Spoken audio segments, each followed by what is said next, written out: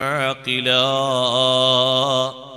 ഏതൊരാളോടൊപ്പം നമ്മൾ ചായ കുടിക്കാനിരുന്നാലും ഭക്ഷണം കഴിക്കാനിരുന്നാലും സൽക്കാരത്തിന് പോയാലും സിയാറത്തിന് പോയാലും ഹജ്ജിന് പോയാലും ഉംറക്ക് പോയാലും മഖാം സിയാറത്തിൽ സംബന്ധിക്കാൻ വേണ്ടി വന്നാലും ആരോടൊപ്പം കൂടിയാലും കുറ്റത്തിൽ നിന്ന് ഒഴിവാകുന്ന മജ്‌ലിസ് വളരെ കുറവാണ്. നല്ല സദസ്സല്ലേ മൗലിദിന്റെ സദസ്സ്, അതിൽ പങ്കെടുക്കാൻ വേണ്ടി പോയി തിരിച്ചു വരുന്ന ആൾക്ക് കിട്ടുന്നത് സമ്മാനം ഗീബത്താണ്. നല്ല മജ്‌ലിസല്ലേ ഉംറയുടെ മജ്‌ലിസ്, പോയി തിരിച്ചു വരുമ്പോ കുറെ ആൾക്കാരെ ഓപ്പറേഷനാ ലഭിച്ചത്, വേറെ കുറെ കാര്യങ്ങൾക്ക് വേണ്ടി പോയിട്ട് ഫിത്നയും ഫസാദും നമീമത്തുമാണ് ലഭിക്കുന്നത്. അതാണ് അവർ കാരണം പറഞ്ഞത്. ഏതൊരു ചെറിയ സദസ്സിൽ സംഗമിക്കുമ്പോഴും കുറ്റമുക്തമായ സദസ്സ് വളരെ അപൂർവമാണ്. ആ ഒരു കാരണം കൊണ്ട് സഹോദരങ്ങളെ നമ്മൾ പ്രത്യേകം ചിന്തിക്കണം. നമ്മുടെ ജീവിതം നന്നാകാൻ, നമ്മുടെ മനസ്സ് നന്നാകാൻ, നമ്മുടെ ആഖിറം രക്ഷപ്പെടാൻ ഏറ്റവും പ്രധാനപ്പെട്ട ഒരു സംഗതിയാണ് സഹവാസം. ആരോട് സഹവസിക്കുമ്പോഴാ നമ്മൾ നല്ലവരാകുന്നത്, ആരെ മുറുകെ പിടിക്കുമ്പോഴാ നമുക്ക് നല്ല വഴി ലഭിക്കുന്നത്. ദുനിയാവിൽ ആരെയാണ് സ്വീകരിക്കേണ്ടത്, ആരെ പിൻപറ്റിയാണ്, ആരെ തുടർന്നാണ്, ആരോടാണ് എന്നും സലാം പറഞ്ഞ് ജീവിക്കേണ്ടത്. അഷ്റഫുൽ ഖൽഖ് മുഹമ്മദുർ റസൂലുള്ളാഹി സ്വല്ലല്ലാഹു അലൈഹി വസല്ലം തങ്ങളോട് സ്വഹാബത്ത് ചോദിച്ചിട്ടുണ്ട്, മൻ ഹഖ്ഖുൻ നാസി ബിഹുസ്നി സുഹ്ബാ, ഏറ്റവും നല്ല സഹവാസം ഞാൻ പാലിക്കേണ്ടത് ആരോടാണ്? നീ നല്ല ബന്ധവും നല്ല സഹവാസവും പാലിച്ച് ജീവിക്കാൻ ജനങ്ങളിൽ ഏറ്റവും ബന്ധപ്പെട്ടത് ഉമ്മുക്ക, നിന്റെ ഉമ്മയാണ്. ഉമ്മയോട് നീ നല്ല സഹവാസം പാലിക്കണം. പിന്നെ ആരോടാണ് നബിയെ? പിന്നെയും നിന്റെ ഉമ്മയോടാണ്. പിന്നെ ആരോടാണ്? പിന്നെയും നിന്റെ ഉമ്മയോടാണ്. പിന്നെ ആരോടാണ്? പിന്നെ നിന്റെ ഉപ്പയോടാണ്. നല്ല സഹവാസം അവരോട് പുലർത്തണം. ഉമ്മാന്റെ അടുത്ത് ഇരിക്കാനും സംസാരിക്കാനും നേരം വേണം. ഉമ്മയും ബാപ്പയും ഒരു വീട്ടിലാണ്, മക്കള് 4 വീട്ടിലാണ്. എന്നാ 4 വീട്ടിലെ മക്കളും ഉപ്പയോടൊപ്പം ഉമ്മയോടൊപ്പം ഒരുമിച്ചിരിക്കണം.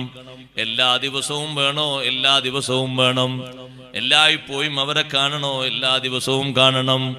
നാട്ടിലുള്ള ആളുകൾക്ക് അതിന് പ്രയാസമില്ല. വിദേശത്തുനിന്ന് ജോലി കഴിഞ്ഞ് ലീവിന് വരുന്നവർ കിട്ടുന്ന 2 മാസം ഒരൊറ്റ ദിവസവും ബാപ്പയോടൊപ്പം 1.5 മണിക്കൂർ രാവിലെയും വൈകുന്നേരവും ചെലവഴിക്കാൻ നേരം കാണണം. കാരണം ബാപ്പയോടൊപ്പം ഉമ്മയോടൊപ്പം ഇരിക്കുന്ന ഇരുത്തം ഏറ്റവും നല്ല സഹവാസമാണ്, ഏറ്റവും നല്ല അനുഭൂതിയാണ്. ചിലരുണ്ട്, അവര് വർഷത്തിൽ ഒരിക്കൽ മാത്രമേ ബാപ്പാനെ കാണുള്ളൂ, വർഷത്തിൽ ഒരിക്കൽ മാത്രമേ ഉമ്മാനെ കാണുള്ളൂ. നാട്ടിലുണ്ടായാലും പെരുന്നാളിന്റെ അന്ന്. അങ്ങനെ പോരാ, എല്ലാ ദിവസവും സഹവാസം പുലർത്തേണ്ട, സഹവാസം നല്ല രീതിയിൽ നൽകേണ്ട, നല്ല രീതിയിൽ സ്വീകരിക്കേണ്ട ഏറ്റവും നല്ല 2 വിഭാഗമാണ് ബാപ്പയും ഉമ്മയും. അവരോട് നല്ല സഹവാസം പാലിക്കണം. എന്നും അവരോടൊപ്പം ഒരുമിച്ച് കൂടണം, അവരോടൊപ്പം സംസാരിക്കണം, അവരോടൊപ്പം ആശയവിനിമയങ്ങൾ നടത്തണം. കാരണം ബാപ്പാന്റെ ഉമ്മാന്റെ മുഖത്തേക്ക് നോക്കുമ്പോൾ കിട്ടുന്ന കൂലിയും പ്രതിഫലവും മറ്റുള്ളവരുടെ മുഖത്തേക്ക് നോക്കുമ്പോൾ നമുക്ക് ലഭിക്കുന്നില്ലല്ലോ. ഭാര്യന്റെ മുഖത്തേക്ക് നോക്കുന്നതിനേക്കാളും കൂടുതൽ പുണ്യം ബാപ്പാന്റെ ഉമ്മാന്റെ മുഖത്തേക്ക് നോക്കുന്നതിനുണ്ട്.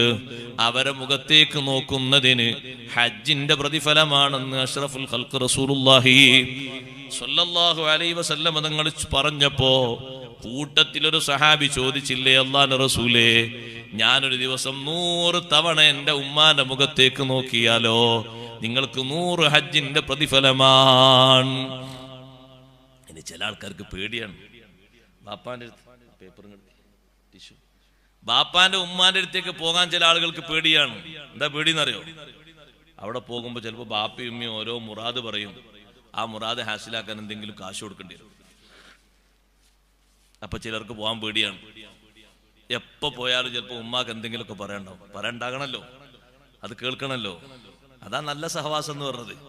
അല്ല പോയിട്ട് അസ്സലാമു അലൈക്കും സുഖല്ലേ, ഞാൻ നാളെ വരട്ടോ, അതിനല്ല. നമ്മൾ പോയി നോക്കുമ്പോ ഉമ്മ പറയുന്നു, മോനെ ഒരു ആഗ്രഹമുണ്ട്, കുറെ ആയി ഞാനിങ്ങനെ ആഗ്രഹിക്കുന്നു.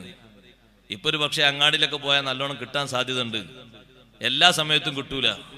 എന്താ ഉമ്മ? കഴിഞ്ഞ മാസമൊക്കെ അന്വേഷിച്ചു, മാമ്പഴം വന്ന് തുടങ്ങുന്നേ ഉള്ളൂ, നമ്മളെ നാട്ടിലൊക്കെ പഴുക്കുന്നേ ഉള്ളൂ. ഇപ്പൊ അങ്ങാടിയിലൊക്കെ എത്തിണ്ടാ നീ 1 കിലോ മാമ്പഴം വാങ്ങിട്ട്. ഇയാൾ മാമ്പഴം വാങ്ങാൻ പോയി നോക്കുമ്പോൾ മാമ്പഴത്തിന് നല്ല വിലയാണ്. എല്ലായിടത്തും സർവ്വവ്യാപകമായിട്ട് എത്തിയില്ലല്ലോ, നാട്ടിലൊക്കെ വരുന്നേ ഉള്ളൂ. ചെറിയ ചെറിയ മാമ്പഴേ ഉള്ളൂ പലർത്തും. അപ്പൊ മാർക്കറ്റിൽ ചോദിച്ചു എന്താ വില? കിലോന് നല്ല മാങ്ങയാണെങ്കിൽ 320. 320 കിലോ വാങ്ങിക്കൊണ്ടുപോയി. 320 എത്ര ചെറുതാ. ഉമ്മാനോടുള്ള സ്നേഹവും ബഹുമാനം കാണിക്കുന്നിടത്ത് 320, 3000, 30,000, 3 ലക്ഷമൊക്കെ ചെറുതല്ലേ? ആ ഒരൊറ്റ കിലോ മാമ്പഴം വാങ്ങിക്കൊണ്ടുപോയിട്ട് ഉമ്മാനടുത്ത് കൊടുത്തതാ ഉമ്മ. കേടുണ്ടോന്നറിയില്ല, കാരണം പുറം നോക്കിയാ വാങ്ങിയത്, മുന്തിയ തന്നെ വാങ്ങിയത്. ഇതിനേക്കാളും വിലയുള്ള ഇല്ല, പിന്നെ താഴെ വിലയുള്ളതാണ്.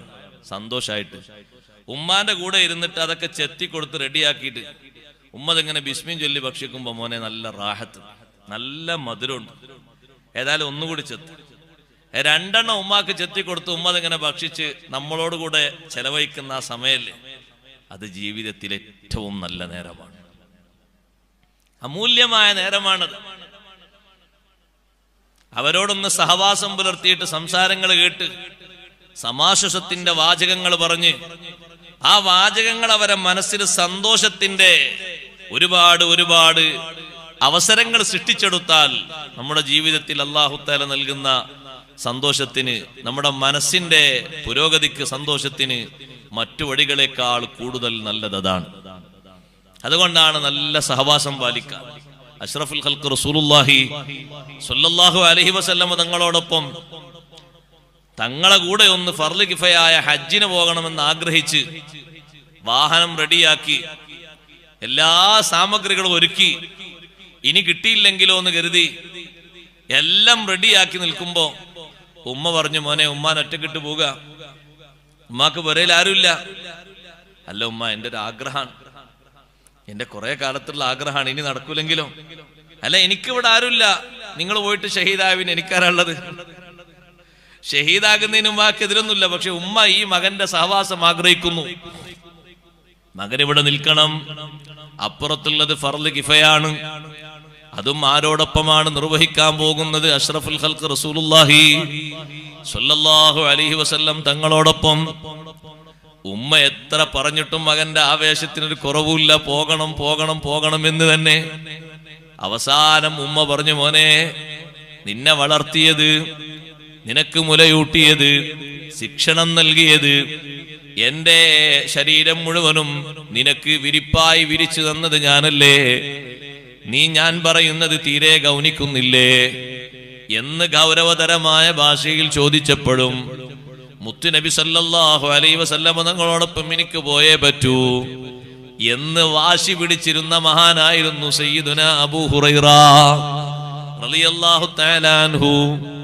അബൂ ഹുറൈറ റളിയല്ലാഹു അൻഹു നബി സല്ലല്ലാഹു അലൈഹി വസല്ലം തങ്ങളുടെ അടുത്തേക്ക് വാഹനവുമായി എത്തുന്നതിന് മുമ്പ് ഇതേ വിഷയങ്ങൾ മുഴുവനും അറിയിച്ചുകൊണ്ട് സയ്യിദുനാ ജിബ്രീൽ അലൈഹിസ്സലാം തങ്ങളോട് പറഞ്ഞു. ഉമ്മ വന്ന മേറ്റർ മുഴുവനും പറഞ്ഞു, ഉമ്മ പറഞ്ഞതൊക്കെ പറഞ്ഞു. വാഹനവുമായിട്ട് നല്ല സന്തോഷത്തോടെ വന്നപ്പോ അബൂ ഹുറൈറ, ഉമ്മ നിങ്ങൾക്ക് പ്രത്യേകം നൽകിയ മുലപ്പാല് വരെ ഓർമ്മിപ്പിച്ചിട്ടും നിങ്ങൾ പിന്തിരിഞ്ഞില്ല അല്ലേ? ഉമ്മ നിങ്ങൾക്ക് നൽകിയ ശിക്ഷണം പോലും നിങ്ങൾ മറന്നു അല്ലേ? നിങ്ങൾ എന്റെ കൂടെ വരാൻ പാടില്ല, നിങ്ങൾ തിരിച്ചു പോകണം. ആ ഉമ്മാക്ക് നിങ്ങൾ സന്തോഷം കൊടുക്കണം, അവരോടൊപ്പം നിങ്ങൾ ജീവിക്കണം. അള്ളാഹു നിങ്ങൾക്ക് അവസരം നൽകുന്നൊരു സമയം വരട്ടെ. അങ്ങനെ ഉണ്ടെങ്കിൽ ഒരു തൗഫീഖ് നിങ്ങൾക്ക് ലഭിച്ചാൽ എന്റെ കൂടെ വരാം. സഹോദരങ്ങളെ, ആരാണ് ആഗ്രഹം പ്രകടിപ്പിച്ച മഹാൻ? സയ്യിദുനാ അബൂ ഹുറൈറ റളിയല്ലാഹു അൻഹു അല്ലേ? നബി സല്ലല്ലാഹു അലൈഹി വസല്ലം തങ്ങളെ കൂടെ പോകാനല്ലേ? തങ്ങളെ കൂടെ അങ്ങനെ ഒരു വിഷയത്തിന് സംബന്ധിക്കുന്നതിന് തങ്ങളില്ലാത്ത സമയത്ത് സംബന്ധിക്കുന്നതിനേക്കാൾ കൂടുതൽ മഹത്വമല്ലേ? ആ മഹത്വം പിന്നെ ഒരു കാലത്തും ലഭിക്കൂലല്ലോ. എന്നിട്ടും അവിടുന്ന് പരിഗണിച്ചത് സ്വന്തം ഉമ്മയുടെ ആഗ്രഹവും താല്പര്യവുമാണ്. നമ്മൾ മനസ്സിലാക്കണം, നാട്ടിൽ അത്യാവശ്യം ജീവിക്കാനുള്ള നല്ല വരുമാനമുള്ള കടയുണ്ട്, ജോലിയുണ്ട്. പക്ഷേ കൂടുതൽ പുരോഗതി ലഭിക്കും വിദേശത്തേക്ക് നല്ലൊരു ജോലിക്ക് പോയാൽ. എതിരൊന്നുമില്ല, ഒരെതിരുണ്ട്. ആരാണെതിര്? ഉമ്മാക്ക് നമ്മളെ പിരിയാൻ പറ്റൂല, വാപ്പാക്ക് നമ്മളെ പിരിയാൻ പറ്റൂല. നമ്മളെ മനസ്സിലൊരു സമ്മർദ്ദം പിടിമുറുക്കുകയാണ്. എല്ലാവിധ വാഗ്ദാനങ്ങളും തന്ന് കാശ് കൊടുത്താൽ മതി, അടുത്ത ആഴ്ച തന്നെ കേറാം. ബാപ്പക്ക് ഉമ്മക്ക് മോഹമില്ലാതെ, അവർക്ക് അനുവാദമില്ലാതെ, അവർക്ക് സന്തോഷമില്ലാതെ നമുക്കങ്ങനെ ഒരു ദുനിയാവ് വേണോ? നമ്മൾ ആലോചിക്കണം, നമ്മൾ ചിന്തിക്കണം. അഷ്റഫുൽ ഖൽഖ് മുഹമ്മദുർ റസൂലുള്ളാഹി സ്വല്ലല്ലാഹു അലൈഹി വസല്ലമ തങ്ങൾ നല്ല സഹവാസം പാലിക്കാൻ ഈ ഭൂമി ലോകത്ത് നമ്മളോട് കൽപ്പിച്ച വിഭാഗമാണ് മാതാപിതാക്കൾ. അവരോട് നല്ല സഹവാസം പാലിക്കണം. എപ്പോൾ പോയാലും സുഖദുഃഖ വിവരങ്ങൾ അന്വേഷിക്കണം. നല്ല ക്ഷേമൈശ്വര്യത്തിന് വേണ്ടി ദുആ ചെയ്യണം. അവർക്ക് വേണ്ട ഒത്താശകൾ ചെയ്യണം. അവരോടൊപ്പം ഇരിക്കണം. ഒപ്പം ഇരുന്ന് ഭക്ഷണം കഴിക്കാനുള്ള സമയത്ത് ഉമ്മ ഭക്ഷണം കഴിക്കുമ്പോൾ മകൻ ശ്രദ്ധിക്കണം, മകൾ ശ്രദ്ധിക്കണം. നല്ല താല്പര്യങ്ങൾ നൽകിയിട്ട് റാഹത്തോടെ അവരെ ഭക്ഷിപ്പിക്കണം. പോരാ, ആ ഉമ്മയുടെ കൈപിടിച്ച് വാപ്പയുടെ കൈപിടിച്ച് മുസാഫഹത്ത് ചെയ്യണം. ബാപ്പക്കും ഉമ്മക്കും ചിലർ മുസാഫഹത്ത് ചെയ്യൂല. ബാപ്പാന്റെയും ഉമ്മാന്റെയും കൈപിടിച്ച് ചുംബിക്കൽ സുന്നത്താണ്. സൈനുദ്ദീൻ മഖ്ദൂം റളിയല്ലാഹു അൻഹു പറഞ്ഞില്ലേ, എന്താണത് സുന്നത്താകാനുള്ള കാരണം? ബിവിലാദ, ജന്മം നൽകി എന്ന കാരണമാണ്. ബാപ്പക്ക് ഇൽമുണ്ടോ ഉമ്മക്ക് അമലുണ്ടോ എന്ന് നോക്കിയിട്ടല്ല, നിനക്ക് ജന്മം നൽകിയ ബാപ്പയും ഉമ്മയുമല്ലേ. അള്ളാഹുവിന്റെ ഭൂമിയിലേക്ക് നിനക്ക് വഴിയൊരുക്കി തന്നതാ ബാപ്പയും ഉമ്മയും അല്ലേ. നിനക്ക് ശിക്ഷണം നൽകിയത് അവരല്ലേ. അവരെ കൈപിടിക്കുന്നത് സുന്നത്താണ്, ദുആ ചെയ്യിപ്പിക്കുന്നത് സുന്നത്താണ്, കൈമുത്തുന്നത് സുന്നത്താണ്. ചിലര് സയ്യിദന്മാരെ കൈ മാത്രമേ മുത്താൻ പറ്റുള്ളൂ എന്ന് മനസ്സിലാക്കിയിരിക്കുകയാണ്. അല്ലല്ല, ബാപ്പാന്റെ ഉമ്മാന്റെ കൈ പിടിക്കണം, സുന്നത്താണ്. മുമ്പൊരിക്കൽ ഹജ്ജിന് പോകുന്ന ഒരാളോട് ഞാൻ പറഞ്ഞു, ബാപ്പാനോട് ഉമ്മാനോട് പറഞ്ഞു, അത് ഞാൻ ഇന്നലെ പറഞ്ഞിട്ടുണ്ട്. സുബ്ഹാനല്ലാഹ്, ഇന്നലെ പറഞ്ഞിട്ടുണ്ട്. അപ്പൊ ചോദിച്ചു, ഇപ്പൊ ഒരു അരമണിക്കൂർ നിങ്ങൾ ഉള്ളിൽ പോയത് പിന്നെ എന്തിനാ? അത് ഭാര്യയെ വിളിച്ച് ഒരുപാട് നസീഹത്ത് കൊടുക്കണ്ടതിന് പോയതാണ്. നല്ലൊരു കാര്യം കൂടി ചെയ്യും. അപ്പുറത്തുണ്ടാവും ബാപ്പ, ബാപ്പാന്റെ കൈ പിടിച്ചൊന്ന് മുസാഫഹത്ത് ചെയ്ത് ഒന്ന് ചുംബിച്ചു വരണം. അപ്പൊ ഹജ്ജിന് പോകുന്ന ആൾക്ക് സംശയം, അത് ചുംബിക്കണം, ചോദിക്കാനോട് ചുംബിക്കണം. ചുംബിക്കൽ സുന്നത്താണ്, ചുംബിച്ചൂട്. നിങ്ങളെ മൂക്കൊന്നും കേടുവരില്ല, മൂക്ക് നന്നാകുള്ളൂ. നിങ്ങളെ നെറ്റിയും നിങ്ങളെ മുഖവും നന്നാകുള്ളൂ. ഉമ്മാന്റെ കൈയും പിടിച്ചൊന്ന് മുസാഫഹത്ത് ചെയ്ത് കൈയൊന്ന് ചുംബിച്ചോളൂ, സുന്നത്താണത്. അപ്പൊ ചോദിക്കാണ്, ഉസ്താദെ കൈ ചുംബിക്കണോ? ചുംബിക്കണം. ബാപ്പയോടും ഉമ്മയോടുള്ള നല്ല സഹവാസം എന്ന് പറഞ്ഞാൽ എന്താ? ദേഷ്യം പിടിക്കാൻ പാടില്ല, ദേഷ്യത്തിന്റെ ഒരു കണ്ണുകൊണ്ട് നോക്കാൻ പോലും പാടില്ല. നമ്മളെ മക്കളിലേക്ക് ഒരു പക്ഷേ നമ്മൾ ദേഷ്യപ്പെട്ട് അവരനുസരിക്കാൻ വേണ്ടി ഒന്ന് നോക്കിയാലും, ഭാര്യ അനുസരണക്കേട് കാണിക്കുമ്പോൾ ഒന്ന് ദേഷ്യപ്പെട്ട് നോക്കിയാലും, അനുസരണക്കേട് കാണിക്കുന്ന ബാപ്പാനോടും ഉമ്മാനോടും കണ്ണുരുട്ടാൻ നമുക്ക് പെർമിഷൻ ഇല്ല. ബാപ്പാനെ പറ്റി ഉമ്മാനെ പറ്റി നമ്മൾ മനസ്സിലാക്കിയത് എന്താ? നമ്മൾ പറഞ്ഞ അനുസരിക്കാത്ത ബാപ്പാനോടും ഉമ്മാനോടും നമ്മൾ കണ്ണുരുട്ട്. നമ്മളെ കണ്ണങ്ങ് വീസായി പോകുന്നല്ലാതെ അവർക്കൊന്നുമില്ല. നമ്മളവർക്ക് കീഴ്പ്പെട്ട് ജീവിക്കേണ്ടവരാണ്, ഖിദ്മത്ത് ചെയ്യേണ്ടവരാണ്, കൂടെ നിന്ന് കൊടുക്കേണ്ടവരാണ്. അങ്ങനെയാണ് മഹാന്മാർക്കൊക്കെ വിജയം കിട്ടിയത്. അവരേറ്റവും നല്ല ബന്ധം പുലർത്തിയതും ബന്ധം കാഴ്ചവെച്ചതും സഹവസിച്ചതും ബാപ്പയോടും ഉമ്മയോടുമാണ്. അഷ്റഫുൽ ഖൽഖ് റസൂലുള്ളാഹി സ്വല്ലല്ലാഹു അലൈഹി വസല്ലം തങ്ങൾ കുറഞ്ഞ വർഷമല്ലേ മാതാവിന്റെ സഹവാസം അനുഭവിച്ചിട്ടുള്ളൂ. പക്ഷേ ആ സഹവാസം അനുഭവിച്ച ആ കുഞ്ഞുനാളിലെ ഓർമ്മകൾ പുതുക്കിയാണ് സിയാറത്ത് ചെയ്യുന്ന സമയത്ത് നബി സല്ലല്ലാഹു അലൈഹി വസല്ലം തങ്ങൾ കരഞ്ഞോയി. വഅബ്കാ മൻ ഹൗലഹു, ചുറ്റുമുള്ളവരെ കരയിപ്പിച്ചു. ഇടക്കിടക്ക് തങ്ങൾ സിയാറത്ത് ചെയ്യുന്ന ഉമ്മമാരെ ഒന്ന് എണ്ണിത്തരുമോ? ഞാൻ എണ്ണിത്തരാം സഹോദരങ്ങളെ. ഇടക്കിടക്ക് തങ്ങൾ കാണാൻ പോകുന്ന ഉമ്മമാരാരാണ്? ഒന്ന് ബഹുമാനപ്പെട്ട ഉമ്മു ഐമൻ ബീവി റളിയല്ലാഹു അൻഹാ. അവിടുന്ന് ജന്മം നൽകിയ മാതാവാണോ? അല്ല, കുട്ടിക്കാലത്ത് തങ്ങളെ പോറ്റി വളർത്തിയ പരിചാരകരിൽപ്പെട്ട ഒരാളാണ്. അബ്ദുൽ മുത്തലിബ് വിളിച്ച് പ്രത്യേകം എന്റെ മോനെ നോക്കണമെന്ന് ചെറുപ്പകാലത്ത് നിർദ്ദേശം നൽകിയിട്ട് അവിടുത്തെ ഹാദിനത്തായി പരിചാരകയാകാൻ ഭാഗ്യം കിട്ടിയ ഉമ്മു ഐമനാണ് റളിയല്ലാഹു അൻഹാ. ആ ഉമ്മു ഐമൻ ബീവി റളിയല്ലാഹു അൻഹ നബി സല്ലല്ലാഹു അലൈഹി വസല്ലമ തങ്ങൾ ഇടക്കിടക്ക് കാണാൻ പോകാറുണ്ട് എന്ന് നമ്മളോട് പറഞ്ഞതാരാണ്? സയ്യിദുനാ അബൂബക്കർ സിദ്ദീഖ് റളിയല്ലാഹു അൻഹു. തങ്ങളെ വഫാത്തിന് ശേഷം സിദ്ദീഖ് റളിയല്ലാഹു അൻഹു ഉമർ റളിയല്ലാഹു അൻഹുവോട് പറഞ്ഞു, നമുക്കൊന്ന് ഉമ്മു ഐമൻ ബീവിയെ ഒന്ന് സന്ദർശിക്കാൻ പോയാലോ? കമാ കാന റസൂലുള്ളാഹി സ്വല്ലല്ലാഹു അലൈഹി വസല്ലമ യസൂറുഹാ. ഇടക്കിടക്ക് നബി സല്ലല്ലാഹു അലൈഹി വസല്ലം പോകുന്നൊരു വീടല്ലേ അത്. എന്തിനാ തങ്ങളങ്ങോട്ട് പോകുന്നത്?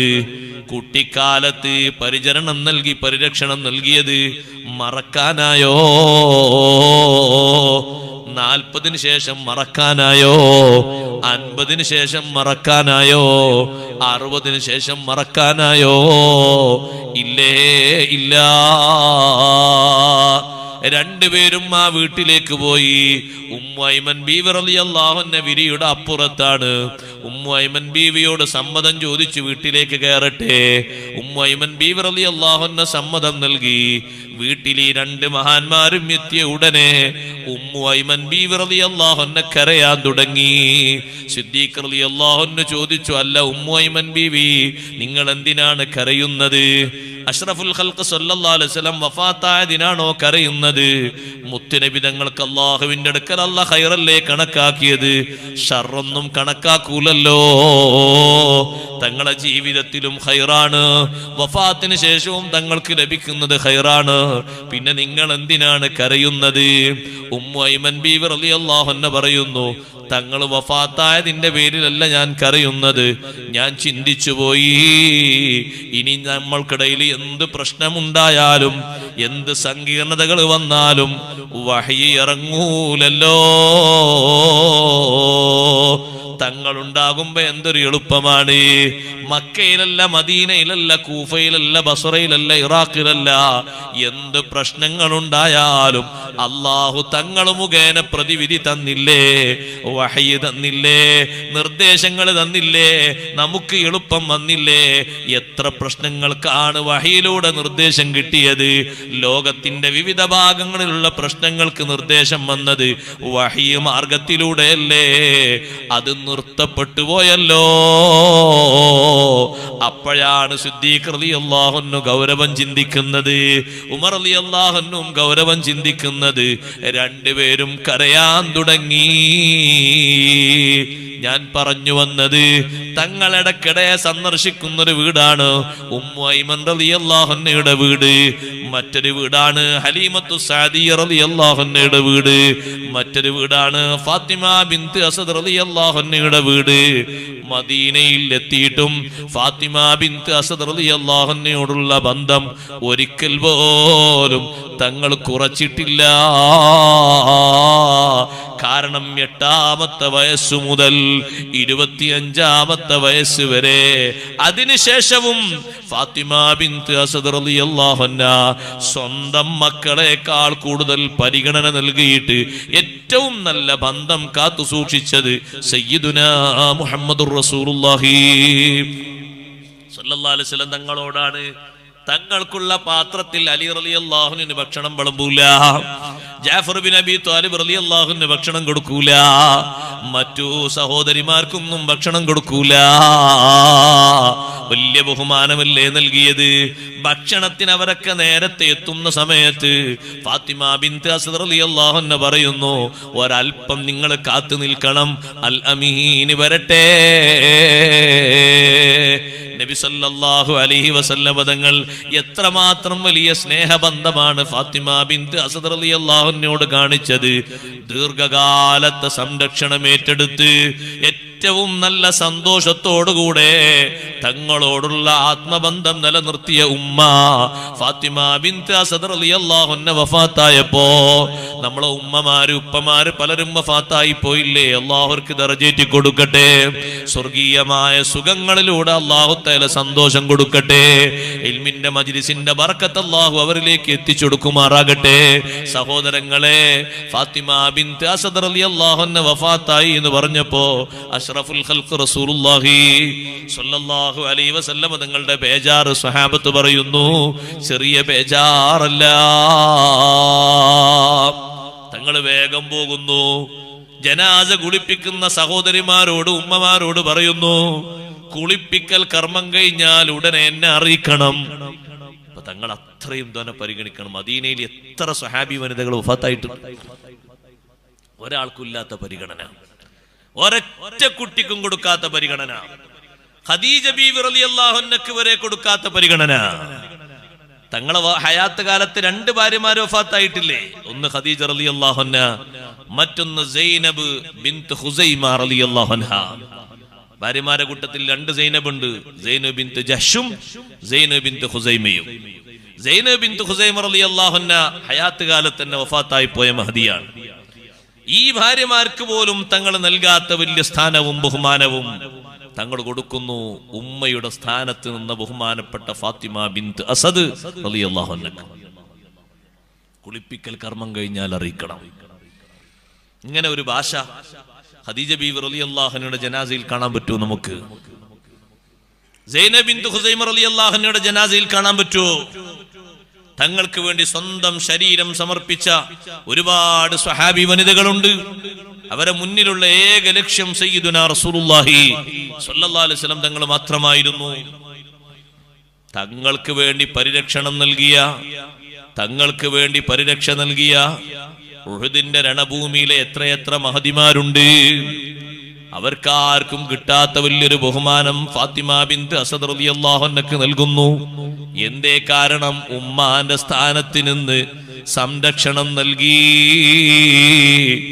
ഉമ്മ സ്നേഹിക്കും പോലോത്ത ഒരു സ്നേഹം നബി സല്ലല്ലാഹു അലൈഹി വസല്ലം അനുഭവിച്ചു.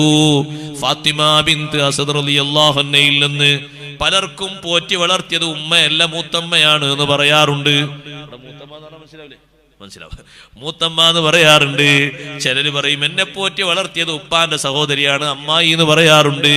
അത് പറഞ്ഞാ പോരാ, പിൽക്കാലത്ത് അവരോട് ആ സ്നേഹബന്ധത്തിന് കുറവുണ്ടാകരുത്, അവരോട് സഹവാസത്തിന് കുറവുണ്ടാകരുത്, ബഹുമാനത്തിന് കുറവുണ്ടാകരുത്. നന്നാക്കി ബഹുമാനം കൊടുക്കണം, സ്നേഹം കൊടുക്കണം, തൃപ്തിയാകുന്ന തരത്തിൽ ഹദിയകളൊക്കെ കൊടുക്കണം. പാല് വന്നാല്, വസ്ത്രങ്ങൾ വന്നാല്, കൊട്ടക്കണക്കിന് കാരക്ക വന്നാല് മദീനത്തെ പള്ളിയിലെ സ്വഹാബിമാർക്ക് മറ്റൊക്കെ കൊടുക്കും. പക്ഷേ ഒരു 4-5 വിഹിതം വേറെ വെക്കും ആ വസ്ത്രങ്ങളിൽ നിന്ന്. ആർക്കാണ് ആ വിഹിതം? ഒന്ന് നേരത്തെ പറഞ്ഞ ഹലീമ ബീവി റളിയല്ലാഹു അൻഹ, സുവൈബത്തുൽ അസ്ലമി റളിയല്ലാഹു അൻഹ, ഫാത്തിമ ബിൻത് അസദ് റളിയല്ലാഹു അൻഹ, ഇവർക്കൊക്കെ ആയിട്ട് ഇങ്ങനെ ഉമ്മു ഐമൻ ബീവി റളിയല്ലാഹു അൻഹ നീക്കി വെക്കാണ്. അവരെ മറക്കാൻ പറ്റൂല, വിടാൻ പറ്റൂ. അത് കുട്ടിക്കാലത്ത് കഴിഞ്ഞില്ലേ, കഴിഞ്ഞുന്നോ? കഴിയാൻ പറ്റൂല. അത് ജീവിതകാലം മൊത്തമുള്ള ബന്ധമാണ്. അതെങ്ങനെ കഴിയാനാണ്? നമ്മളെ സംരക്ഷിച്ച് വളർത്തി താങ്ങും തണലുമായി നിന്നിട്ട് ഏകദേശം ജീവിക്കാനുള്ള സെറ്റപ്പ് ഒക്കെ നൽകലോടെ ബന്ധങ്ങൾ കഴിഞ്ഞോ? സഹവാസം കഴിഞ്ഞോ? ഇനി അപ്പിനാ മതിയോ? അങ്ങനെ ചിലർ ചിന്തിക്കുക, നമ്മൾ സ്വന്തം കാര്യം. എന്ത് സ്വന്തം കാര്യം? അങ്ങനെ സ്വന്തം കാര്യമല്ല. അവരൊക്കെ പരിഗണിക്കേണ്ട രൂപത്തിൽ വഫാത്ത് വരെ പരിഗണിക്കണം. നമ്മളെ ജീവിതകാലം കഴിയുന്നത് വരെ പരിഗണിക്കണം. പിന്നെ മൗത്തിന് ശേഷം നമുക്ക് കൂടെ പറയണല്ലോ, ഖബറിലേക്കല്ലേ. അക്കാലം വരെ പരിഗണിക്കണം. ഫാത്തിമ ബിൻത് അസദ് റളിയല്ലാഹു അൻഹയെ കുളിപ്പിച്ചു കഴിഞ്ഞു എന്ന നിർദ്ദേശം വന്നപ്പോൾ നബി സല്ലല്ലാഹു അലൈഹി വസല്ലം നിങ്ങൾ നേരെ ചെല്ലുന്നു. ചെന്നിട്ട് അവിടുത്തെ തൊലിയോട് ചേർന്ന് കിടക്കുന്ന കുപ്പായം, ആ കുപ്പായം തങ്ങൾ കൊടുക്കുന്നു. എന്നിട്ട് കുളിപ്പിച്ച് കഫൻ ചെയ്യുന്ന സഹോദരിമാരോട് പറയുന്നു, തൊലിയോട് ചേർത്തി ധരിക്കേണ്ടത് ഈ കുപ്പായമാണ്. സുബ്ഹാനല്ലാഹ്. അതുകൊണ്ട് സ്നേഹം തീരുന്നില്ല, ബഹുമാനം തീരുന്നില്ല, ബന്ധം തീരുന്നില്ല. ജന്നത്തുൽ ബഖീയിലേക്ക് പോകുന്നു. അവിടെയാണ് ഫാത്തിമ ബിൻത് അസദ് റളിയല്ലാഹു അൻഹ കിടക്കുന്നത്. ജന്നത്തുൽ ബഖീയിൽ ചെന്ന് ഖബർ കുഴിക്കുന്ന ആളുകളോട് പറയുന്നു, തലഭാഗത്തൊന്ന് വിശാലമാക്കണം, കാൽഭാഗത്ത് ഒന്നുകൂടി വീതി കൂട്ടണം. ഖബർ നന്നായി പരിചരിക്കുന്നു, മണ്ണെല്ലാം എടുത്ത് വൃത്തിയാക്കുന്നു, നല്ലോണം മിനുസമാക്കുന്നു. അവരോട് മുകളിലേക്ക് കയറാൻ പറയുന്നു. സ്വഹാബത്ത് ശ്രദ്ധിക്കുന്നു. പ്രത്യേകിച്ച് ഉമർ റളിയല്ലാഹു അൻഹു നോക്കുന്നു ഓരോ ചലനവും. തങ്ങൾ നേരെ ഖബറിലേക്ക് ഇറങ്ങിയിട്ട് ജനാസ കിടക്കും പോലെ വലത്തെ ഭാഗത്ത് ചെരിഞ്ഞങ്ങ് കിടന്നു. അഷ്റഫുൽ ഖൽഖ് മുഹമ്മദുർ റസൂലുള്ളാഹി സ്വല്ലല്ലാഹു അലൈഹി വസല്ലമ തങ്ങൾ ആ ഖബറിലങ്ങ് കിടന്നു. ഒരൽപ്പനേരം കിടന്നിട്ട് തങ്ങൾ പുറത്തേക്ക് വന്നു. റളിയല്ലാഹുവിന്റെ ചോദ്യം, അല്ലാഹുവിന്റെ റസൂലേ, എത്ര സഹോദരിമാരും ഉമ്മമാരും വഫാത്തായി പോയിട്ടുണ്ട്. ആർക്കും നൽകാത്തൊരു പരിഗണന, ആർക്കും നൽകാത്തൊരു ബഹുമാനം, ആർക്കും നൽകാത്ത ഒരു സ്നേഹം ഈ ഉമ്മാക്ക് ഫാത്തിമ ബിൻത് അസ്ർ റളിയല്ലാഹു അൻഹക്ക് നൽകാനുള്ള കാരണം അഷ്റഫുൽ ഖൽഖ് സ്വല്ലല്ലാഹു അലൈഹി വസല്ലം പറഞ്ഞു, എന്റെ ഉമ്മാന്റെ സ്ഥാനത്ത് നിന്ന ഉമ്മയാണത്. എന്റെ ഉമ്മ എനിക്ക് എത്ര സ്നേഹത്തോടെ ഭക്ഷണം തരും, വസ്ത്രങ്ങൾ തരും, എന്നെ കിടത്തും, എന്നെ സന്തോഷിപ്പിക്കും, എന്നെ സ്നേഹിക്കും, എന്നെ ബഹുമാനിക്കും, എന്നെ കൂടെ നിർത്തും. അതേ രൂപത്തിൽ ഒരിഞ്ചും മാറ്റമില്ലാതെ എനിക്ക് സ്നേഹം നൽകിയ, എനിക്ക് സന്തോഷം നൽകിയ എന്റെ ഉമ്മയാണത്. എന്തിനാ തങ്ങളെ ഖബറിൽ കിടന്നത്? സാധാരണ തങ്ങൾ കയ്യിലേക്ക് ജനാസ വാങ്ങിയിട്ട് ഖബറിലേക്ക് വെക്കാറൊക്കെ ഉണ്ട്. അത് സ്വഹാബിമാരെ പലരും അങ്ങനെ ചെയ്തിട്ടുണ്ട്. പ്രത്യേകം തങ്ങൾ ബഹുമാനിച്ച പല ആളുകളെ അങ്ങനെ ചെയ്തിട്ടുണ്ട്. തങ്ങളെ കയ്യിലേക്ക് ജനാസ വാങ്ങിയിട്ട് ബിസ്മില്ലാഹി വഅലാ മില്ലത്തി റസൂലില്ലാ എന്നും പറഞ്ഞ് ഖബറിലേക്ക് വെച്ചതുണ്ട്. പക്ഷെ ഇത് ഖബറിലേക്ക് ജനാസ വെക്കുന്നതിന് മുമ്പ് തങ്ങളൊന്ന് കിടന്നല്ലോ. അവിടെ ജനാസ കിടത്തും പോലെ കിടന്നല്ലോ. അതെന്തിനാ? അഷ്റഫുൽ ഖൽഖ് സ്വല്ലല്ലാഹു അലൈഹി വസല്ലം പറഞ്ഞു, ഖബറിനൊരു സ്വഭാവമില്ലേ? ആര് വന്നാലും ഒന്ന് പിടിച്ച് എടുക്കുന്ന സ്വഭാവമില്ലേ ഖബറിന്? നമുക്കൊക്കെ പോയി കിടക്കാൻ ഒരു കുഴിയില്ലേ സഹോദരങ്ങളെ? ജനിച്ചതോടെ അള്ളാഹു റെഡിയാക്കിയില്ലേ? നമ്മളതിലേക്ക് നടന്ന് നടന്ന് അടുക്കുന്നു എന്നില്ലേ ഉള്ളൂ. ദൂരം കുറഞ്ഞിരിക്കുകയല്ല, ദൂരം അകന്ന ദൂരം കുറഞ്ഞ് കുറഞ്ഞ് കുറഞ്ഞ് കുറഞ്ഞ് ഖബറിലേക്ക് നമ്മൾ ഇങ്ങനെ നടന്ന് അടുക്കുകയാണ്. നിശ്ചയിച്ച ഖബറിലേക്ക് നമ്മൾ അങ്ങനെ നടന്നെടുക്കുകയാണ്. ആ ഖബർ എന്റെ ഉമ്മാനെ ഒരിക്കലും ഇടുക്കിക്കൂടാ. എന്നിട്ട് നബി സല്ലല്ലാഹു അലൈഹി വസല്ലം തങ്ങൾ പറഞ്ഞു, ലൗ നജാ അഹദുൻ മിൻ ലഗ്തത്തിൽ ഖബരി ലനജാ സഅദ് ഇബ്നു മുആദ്. ഖബറിന്റെ ഇടുക്കിൽ നിന്ന്, കൂട്ടിപ്പിടിച്ച് ഘടിപ്പിക്കുന്ന ഇടുക്കത്തിൽ നിന്ന് ആർക്കെങ്കിലും രക്ഷ അല്ലാഹു നൽകുമായിരുന്നെങ്കിൽ സഅദ് ഇബ്നു മുആദ് റളിയല്ലാഹു അൻഹു രക്ഷപ്പെടുമായിരുന്നില്ലേ? സഅദ് ഇബ്നു മുആദ് റളിയല്ലാഹു അൻഹു പോലും ഖബർ ഇടുക്കി പോയില്ലേ? മഹാനവറുകൾ ചെറിയ ആളാണോ? അല്ല. ഇഹ്തസ്സ അർശുർ റഹ്മാനി ലിമൗതി സഅദ് ഇബ്നു മുആദ്. സഅദ് റളിയല്ലാഹു അൻഹു വഫാത്തായപ്പോൾ അല്ലാഹുവിന്റെ അർശല്ലേ വിറച്ചത്? അനുശോചനം രേഖപ്പെടുത്തിയതാണ്. നമ്മൾ വഫാത്തായാൽ ഏത് കെട്ടിടം അറിയാനാണ്? ഏത് മരങ്ങൾ അനുശോചിക്കാനാണ്? നാളെ അർശ് എന്ന് പറയുന്ന തണൽ നൽകുന്നൊരു വലിയ സൃഷ്ടിയില്ലേ? ആ സൃഷ്ടി പറച്ചുപോയ മരണമാണ് സഅദ് ഇബ്നു മുആദ് റളിയല്ലാഹു അൻഹുവിന്റെ മരണം. വിശുദ്ധ ഇസ്ലാമിന്റെ അഷ്റഫുൽ ഖൽഖ് സ്വല്ലല്ലാഹു അലൈഹി വസല്ലം തങ്ങൾക്ക് സന്തോഷമുള്ള പിന്തുണ നൽകിയ മഹാനാണ് സഅദ് ഇബ്നു മുആദ് റളിയല്ലാഹു അൻഹു. ബദറിലേക്ക് തങ്ങൾ സ്വഹാബത്തിനോടൊപ്പം നീങ്ങുമ്പോ മുഹാജിറുകൾ വളരെ കുറവാണ്. 200-ലധികം വരുന്നത് അൻസാറുകളാണ് ആ കൂട്ടത്തിലുള്ളത്. നബി സല്ലല്ലാഹു അലൈഹി വസല്ലം തങ്ങൾക്ക് അല്ലാഹുവിന്റെ നിർദ്ദേശം വന്നു, അല്ലാഹുവിന്റെ റസൂലേ, കച്ചവട സംഘം രക്ഷപ്പെട്ട് മക്കയിലെത്തിപ്പോയി. മറ്റൊരു സംഘം വരുന്നുണ്ട്. അത് നിങ്ങളോട് നേരിടാനാ വരുന്നത്. അവരെ നേരിടാൻ വരുമ്പോ തിരിച്ച് അവരോടൊന്ന് പ്രതിരോധിക്കാൻ അല്ലാഹ് നിങ്ങൾക്ക് സമ്മതം തന്നിരിക്കുന്നു. അത് സ്വഹാബിമാരെ അറിയിച്ചപ്പോ മുഹാജിറുകൾക്ക് അതിൽ പരിഭവമില്ല. അവര് നാടും വീടും കുടുംബവും സ്വത്തും ഒക്കെ ഒഴിവാക്കി തങ്ങളോടൊപ്പം ചേർന്നവരല്ലേ. പക്ഷേ ബഹുഭൂരിപക്ഷമുള്ളത് അൻസാറുകളാണ്. നബി സല്ലല്ലാഹു അലൈഹി വസല്ലം അല്പനേരം മൗനം പാലിച്ചപ്പോ അൻസാറുകളെ നേതാവായ സഅദ് ഇബ്നു മുആദ് റളിയല്ലാഹു അൻഹു ചോദിച്ചു, ഞങ്ങളെ മറുപടിക്ക് വേണ്ടിയാണോ തങ്ങൾ കാത്തു കഴിയുന്നത്? തങ്ങൾ പറഞ്ഞു, അതെ, നിങ്ങളെ മറുപടിയാണ് എനിക്ക് വേണ്ടത്. സഅദ് സഅദ് ഇബ്നു മുആദ് റളിയല്ലാഹു അൻഹു പറഞ്ഞു, അല്ലാഹുവിന്റെ റസൂലേ, ഞങ്ങൾ പറഞ്ഞോട്ടെ, അൻസാറുകളെ മൊത്തം ക്യാപ്റ്റനായിട്ട് ആ കൂട്ടത്തിലുള്ളത് മഹാനവറുകളാണ്. സഅദ് ഇബ്നു മുആദ് റളിയല്ലാഹു അൻഹു പറഞ്ഞു, ഒരിക്കലും മൂസാ നബി അലൈഹിസ്സലാമിന്റെ അനുയായികൾ മൂസാ നബി അലൈഹിസ്സലാമിനോട് പറഞ്ഞതുപോലെ ഞങ്ങൾ ഒരിക്കലും തങ്ങളോട് പറയൂല. മൂസാ നബി അലൈഹിസ്സലാം അള്ളാഹുവിൽ നിന്ന് ഡയറക്റ്റായി ഭക്ഷണം വാങ്ങിക്കൊടുത്ത്, നല്ല ജലാശയങ്ങൾ ഒരു പാറക്കല്ലിൽ നിന്ന് അടിച്ചിട്ട് കുടുംബങ്ങൾക്കൊരു വില്ലു മടക്കാതെ സൗജന്യ വെള്ളം കൊടുത്ത്, മേഘത്തിന്റെ തണല് വാങ്ങിക്കൊടുത്ത്, ഇഷ്ടം പോലെ ബഹുമാനങ്ങൾ അള്ളാഹുവിൽ നിന്ന് വാങ്ങിക്കൊടുത്ത സമൂഹം ധിക്കാരികളായ ആളുകളോടൊന്ന് ചെറുത്തുനിന്ന് അവരെ തോൽപ്പിക്കാൻ വേണ്ടി ഒന്ന് ക്ഷണിച്ച സമയത്ത് ആ സമൂഹത്തിന്റെ മറുപടി, ഇദ്ഹബ് അൻത വറബ്ബുക ഫഖാതിലാ ഇന്നാ ഹാഹുനാ ഖാഇദൂൻ. നിങ്ങളും നിങ്ങളെ പടച്ചവനും പോയി യുദ്ധം ചെയ്തോളി, ഞങ്ങൾ ഇവിടെ വീട്ടിൽ വിശ്രമിക്കാണെന്ന് പറഞ്ഞു. ഞങ്ങൾ ഒരിക്കലും അങ്ങനെ പറയൂല. ഞങ്ങളെ ഭാഷ എന്താണെന്നറിയോ തങ്ങളെ? ഇദ്ഹബ് അൻത വറബ്ബുക ഫഖാതിലാ ഇന്നാ മഅകും മുഖാതിലൂൻ. ഞങ്ങൾ തങ്ങളോടൊപ്പം അടി ഉറച്ചു തന്നെ ഉണ്ടാകും, ഒരിക്കലും ഞങ്ങൾ പിന്തിരിയൂല. കത്തിക്കൊണ്ടിരിക്കുന്ന ഒരു പർവ്വതം ചാടി കയറി അപ്പുറത്തെത്താനാ തങ്ങൾ നിർദ്ദേശിക്കുന്നതെങ്കിൽ ഞങ്ങൾ അതിനൊരുക്കമാണ്. കര കാണാത്തൊരു കടൽ നീന്തിക്കടന്ന് അക്കരെ എത്തണമെന്നാണോ തങ്ങൾ പറയുന്നത്? ഞങ്ങൾ അതിന് സന്നദ്ധരാണ്. ഈ മറുപടി കേട്ടപ്പോൾ ഏറ്റവും കൂടുതൽ സന്തോഷിച്ചു സയ്യിദുനാ റസൂലുള്ളാഹി സ്വല്ലല്ലാഹു അലൈഹി വസല്ലം. ധീരോദാത്തമായ ഈ പിന്തുണ നൽകിയ വലിയ മഹാനുഭാവനാണ് സഅദ് ഇബ്നു മുആദ് റളിയല്ലാഹു അൻഹു. ചെറിയ മഹാനല്ല. ആ മഹാനുഭാവൻ വഫാത്തായപ്പോ അർശ് വരെ കിടുകിട വിറച്ചുപോയി. ഖബറിലേക്ക് വെച്ചപ്പോ ഖബറൊന്ന് പിടിച്ചൊന്നിടുക്കി. ആ തങ്ങൾ പറഞ്ഞത്, ആരെങ്കിലും അതിൽ രക്ഷപ്പെടുമായിരുന്നെങ്കിൽ സഅദ് ഇബ്നു മുആദ് റളിയല്ലാഹു അൻഹു രക്ഷപ്പെടുമായിരുന്നു. മഹാനെപ്പോലും ഖബറെടുക്കിയിട്ടുണ്ട്. അള്ളാഹു നമുക്ക് രക്ഷ നൽകുമാറാകട്ടെ. മുഅ്മിനീങ്ങളൊക്കെ വരുമ്പോ ഖബർ എടുക്കും, എന്നെയും എടുക്കും, നിങ്ങളെ എടുക്കും. പക്ഷെ അത് പിടുത്തം വിടാത്ത എടുക്കമാകരുത്. അവിടെയാണ് നമ്മൾ കൊടുക്കുക. ഒരാലിംഗനം എന്ന അർത്ഥത്തിൽ ഖബറിന് അങ്ങനെ എടുക്കുന്ന ഒരു അണച്ചുകൂട്ടുന്ന ഒരു സ്വഭാവമുണ്ട്, ഇപ്പോഴുണ്ടത്.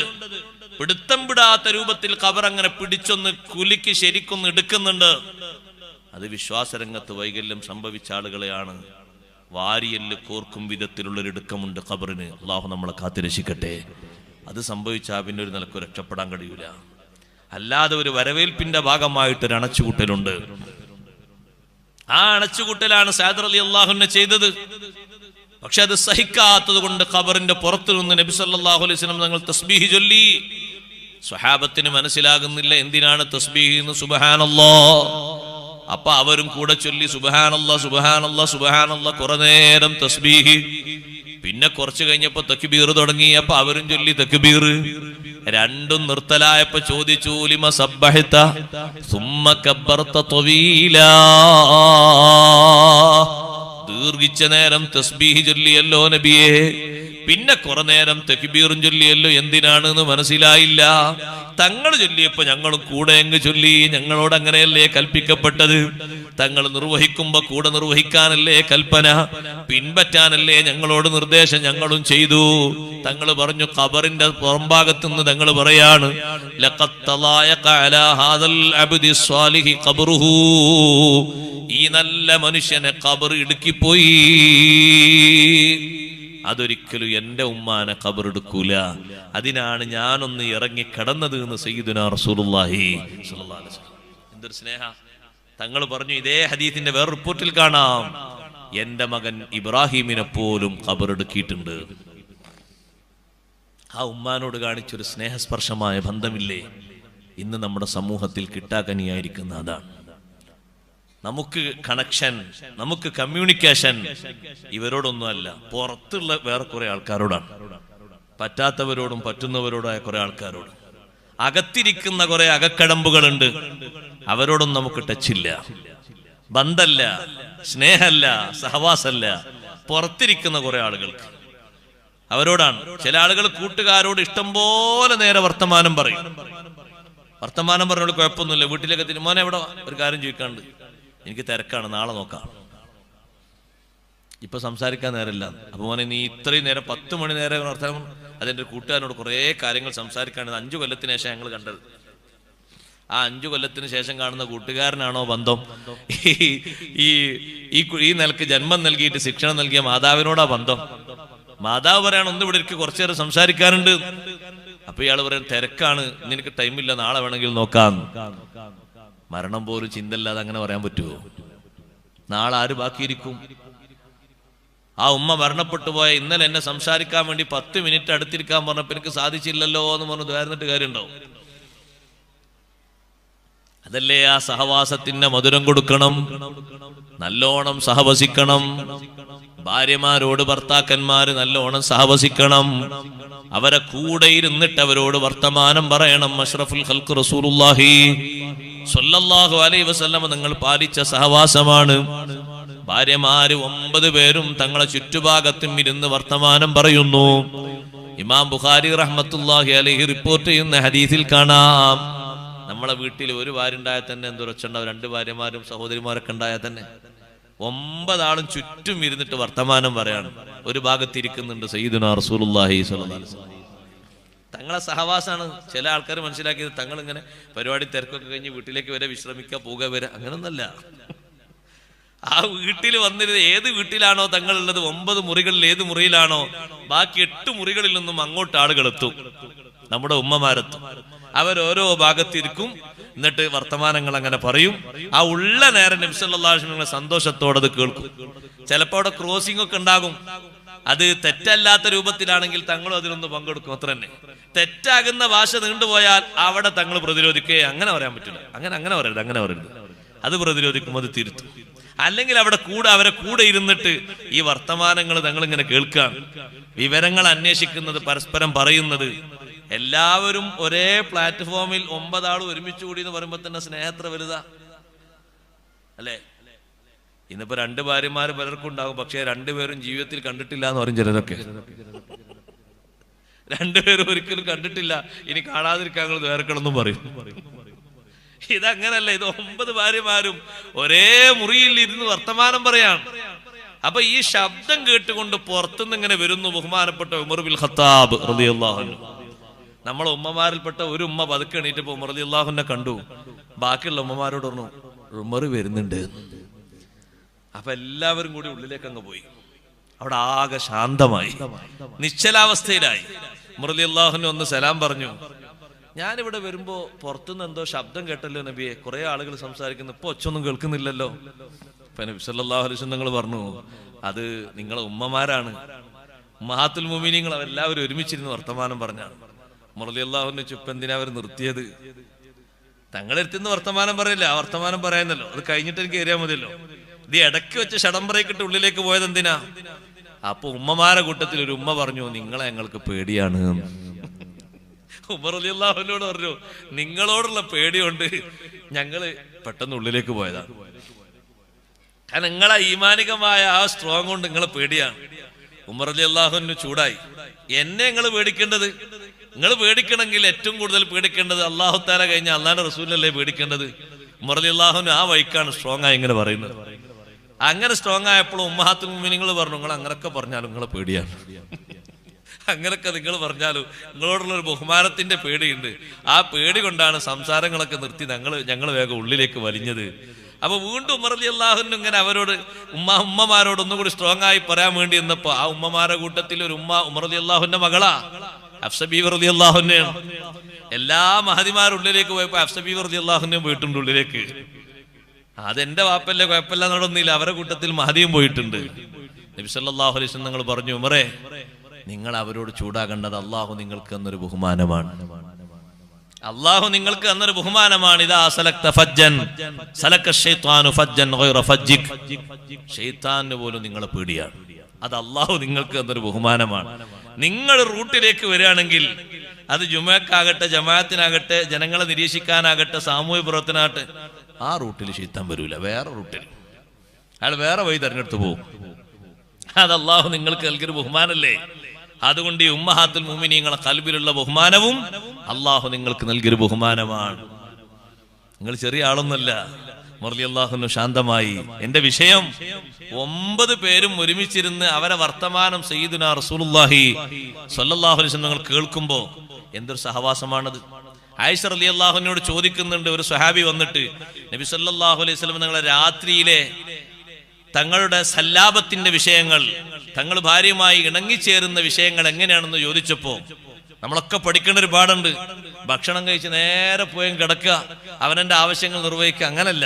ആയിഷ റളിയല്ലാഹു അൻഹ പറഞ്ഞു, ഭക്ഷണം കഴിച്ചു കഴിഞ്ഞാൽ എന്നോടൊപ്പം ഓരോ സഹോദരിമാരുടെ വീട്ടിലേക്ക്, ഭാര്യമാരുടെ വീട്ടിലേക്ക് തങ്ങൾ പോകുമ്പോഴും ഇതേ മാതൃകയാണ്. ഒരല്പനേരം ഇരുന്ന് സംസാരിക്കും, മനസ്സിൽ നല്ല സന്തോഷമുള്ള സംസാരങ്ങൾ പറയും, എന്തെങ്കിലും വിഷയങ്ങളുണ്ടോ വിഷയങ്ങൾ പങ്കുവെക്കും, എന്റെ ആവശ്യങ്ങൾ ഞാൻ അങ്ങോട്ട് ഉന്നയിക്കും, ഞങ്ങളതിന് മറുപടി പറയും. അങ്ങനെ സംസാരങ്ങളൊക്കെ കഴിഞ്ഞ് നല്ല രൂപത്തിലും നല്ല ഭാവത്തിലുമാണ് സഹോദരങ്ങളെ ബന്ധം പുലർത്തുന്നത്. ചില സഹോദരിമാര്, ചില ഭാര്യമാര് ചിന്തിക്കും, പഠിച്ചോനെ ഒന്നും ഇയാളോട് പറയാനും കഴിയൂല, മൂപ്പര് വരും, മൂപ്പര് ആഗ്രഹം നിർവഹിച്ചങ്ങ് പോകും, എന്തെങ്കിലും ഒന്ന് പറഞ്ഞാൽ അത് പിന്നെ പറയാന്ന് പറയാം. അങ്ങനല്ല, ആഗ്രഹങ്ങളൊക്കെ കേട്ടുകൊടുക്കണം, അതിന് സമയം കാണണം. അവരെ ആഗ്രഹങ്ങൾക്കും താല്പര്യങ്ങൾക്കും ചർച്ചകൾക്കൊക്കെ നിന്ന് കൊടുക്കണം. അവരെ കൂട്ടത്തിൽ കൂടുമ്പോ അവരോട് വിഷയങ്ങൾ പറയണം. അഷ്റഫുൽ ഖൽഖ് റസൂലുള്ളാഹി സ്വല്ലല്ലാഹു അലൈഹി വസല്ലം നിങ്ങൾ ചർച്ച നടത്തിയത് കണ്ടില്ലേ നിങ്ങൾ ഉമ്മു സലമ റളിയല്ലാഹു അൻഹയോട്? ഹുദൈബിയയിൽ തങ്ങൾ പോയി, അവിടെ ഖുറൈശികൾ മുശ്രിക്കുകൾ വന്നപ്പോ ഹുദൈബിയയിൽ വാഹനമൊക്കെ തടഞ്ഞ് എല്ലാവരും ഒരു ഭാഗത്തിരുന്നപ്പോ മുഹാജിരീങ്ങളും അൻസാറുകളൊക്കെ പരസ്പരം ചർച്ച ചെയ്യുന്നുണ്ട്.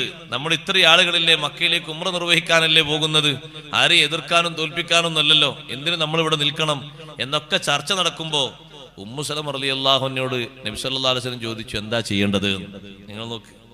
അപ്പൊ നബി സല്ലല്ലാഹു അലൈഹി വസല്ലം മഹദി പറഞ്ഞു, നമുക്ക് ഖൈറ് ഇവിടെ വെച്ച് ഉംറയിൽ നിന്ന് തഹല്ലുലായി എന്തെങ്കിലുമൊക്കെ കരാർ ചെയ്താണെങ്കിൽ എഴുതിയിട്ട് പിരിഞ്ഞ് നാട്ടിലേക്ക് തന്നെ പോകലാണ് ഖൈറ്. അതാണ് സയ്യിദുനാ റസൂലുള്ളാഹി സ്വല്ലല്ലാഹു അലൈഹി വസല്ലം സ്വീകരിച്ച മാർഗം. അതാണ്. ഉമ്മു സലമ റളിയല്ലാഹു അൻഹയോട് അഭിപ്രായം ചോദിച്ച വിഷയത്തിൽ എത്രമാത്രം വലിയൊരു സ്നേഹവും ബഹുമാനവുമാണത്. നമ്മുടെ ചില കാര്യങ്ങളിലൊക്കെ അങ്ങനെ ഒരു അന്വേഷണവും ചർച്ചവും നല്ലതാണ്. നല്ല തീരുമാനങ്ങൾ പറയാനും അല്ലാഹു തആല അവർക്ക് കഴിവ് കൊടുത്തിട്ടുണ്ടല്ലോ. നല്ല അഭിപ്രായ പ്രകടനം നടത്തുമ്പോൾ സ്വീകരിക്കാൻ എളുപ്പമാണല്ലോ. നല്ല സഹവാസങ്ങൾ നിലർത്തണം. ഉമ്മമാരോട് സഹോദരങ്ങളോട് മൊത്തത്തിൽ പറയട്ടെ, നല്ല കൂട്ടുകാരെ സെലക്ട് ചെയ്യണം. ആരാ നല്ല കൂട്ടുകാര്? നമ്മളോടൊപ്പം നിത്യജീവിതത്തിൽ സഹവസിക്കേണ്ട ആള്, ദീനിൽ അയാളെ കണ്ട് മാതൃകയാക്കാൻ പറ്റിയ ആളാകണം. ലാ തുസാഹിബ് ഇല്ലാ മുഅ്മിനാ വലാ യഅകുൽ തുആമക ഇല്ലാ തഖിയുൻ. മുഅ്മിനോടല്ലാതെ നീ സഹവസിക്കരുത്. നിന്റെ ഫ്രണ്ട്, നിന്റെ ഫ്രണ്ട്ഷിപ്പ്, അവനെ കണ്ടാൽ നല്ല കാര്യങ്ങൾ നിന്നെ ഓർമ്മപ്പെടുത്തി തരും, ആഖിറത്തിലേക്ക് നിന്നെ കൈപിടിച്ചുയർത്തും, ദീനീ പ്രവർത്തനങ്ങൾ നിന്നെ സജീവമാക്കും, മഹാന്മാരെ സവിധത്തിൽ പോകാൻ നിന്നെ സഹായിക്കും, നല്ല നല്ല കാര്യങ്ങൾ പറഞ്ഞു ഓർമ്മപ്പെടുത്തും. നീ അവന്റെ കൂടെ നടക്കുമ്പോ നിനക്ക് ജമാഅത്തിൽ താല്പര്യമില്ലെങ്കിൽ അവൻ താല്പര്യം ഉണ്ടാക്കി തരും. ഞാൻ ജമാഅത്തിന് പോകാണ്, നീ പോരുന്നോ? ഞാനും വരാം. രണ്ടുപേരും ഒരുമിച്ച് കൂട്ടുകാരല്ലേ. ദുനിയാവ് മാത്രം ചിന്തിപ്പിക്കുന്ന ആളല്ല, ആഖിറത്തിലേക്ക് നിങ്ങളെ ചിന്തിപ്പിക്കുന്ന കൂട്ടുകാര്, അവരാണ് ഏറ്റവും നല്ലവര്. പടച്ചോനെ ഓർമ്മപ്പെടുത്തുന്ന മഹാന്മാര്, മനുഷ്യന്മാര്, അവരാണ് സഹവസിക്കാൻ ഏറ്റവും നല്ലവര്. അവർ അള്ളാഹുവിനെ ഓർമ്മപ്പെടുത്തി തരും, മറഞ്ഞ കാര്യങ്ങൾ ചെയ്യാൻ വേണ്ടി പ്രേരിപ്പിക്കും, നന്മയിൽ സഹായിക്കും. അഥവാ നമ്മുടെ കയ്യിൽ നന്മക്കുള്ള പഴുതില്ലെങ്കിലോ അവരുടെ സഹായത്തിൽ നിന്നൊരു സഹായം നമുക്ക് തന്ന് നമ്മളെ കൂടെ നിർത്തിയവര് സഹായിക്കും. അഷ്റഫുൽ ഖൽഖ് റസൂലുള്ളാഹി സ്വല്ലല്ലാഹു അലൈഹി വസല്ലം തങ്ങൾ എത്രയോ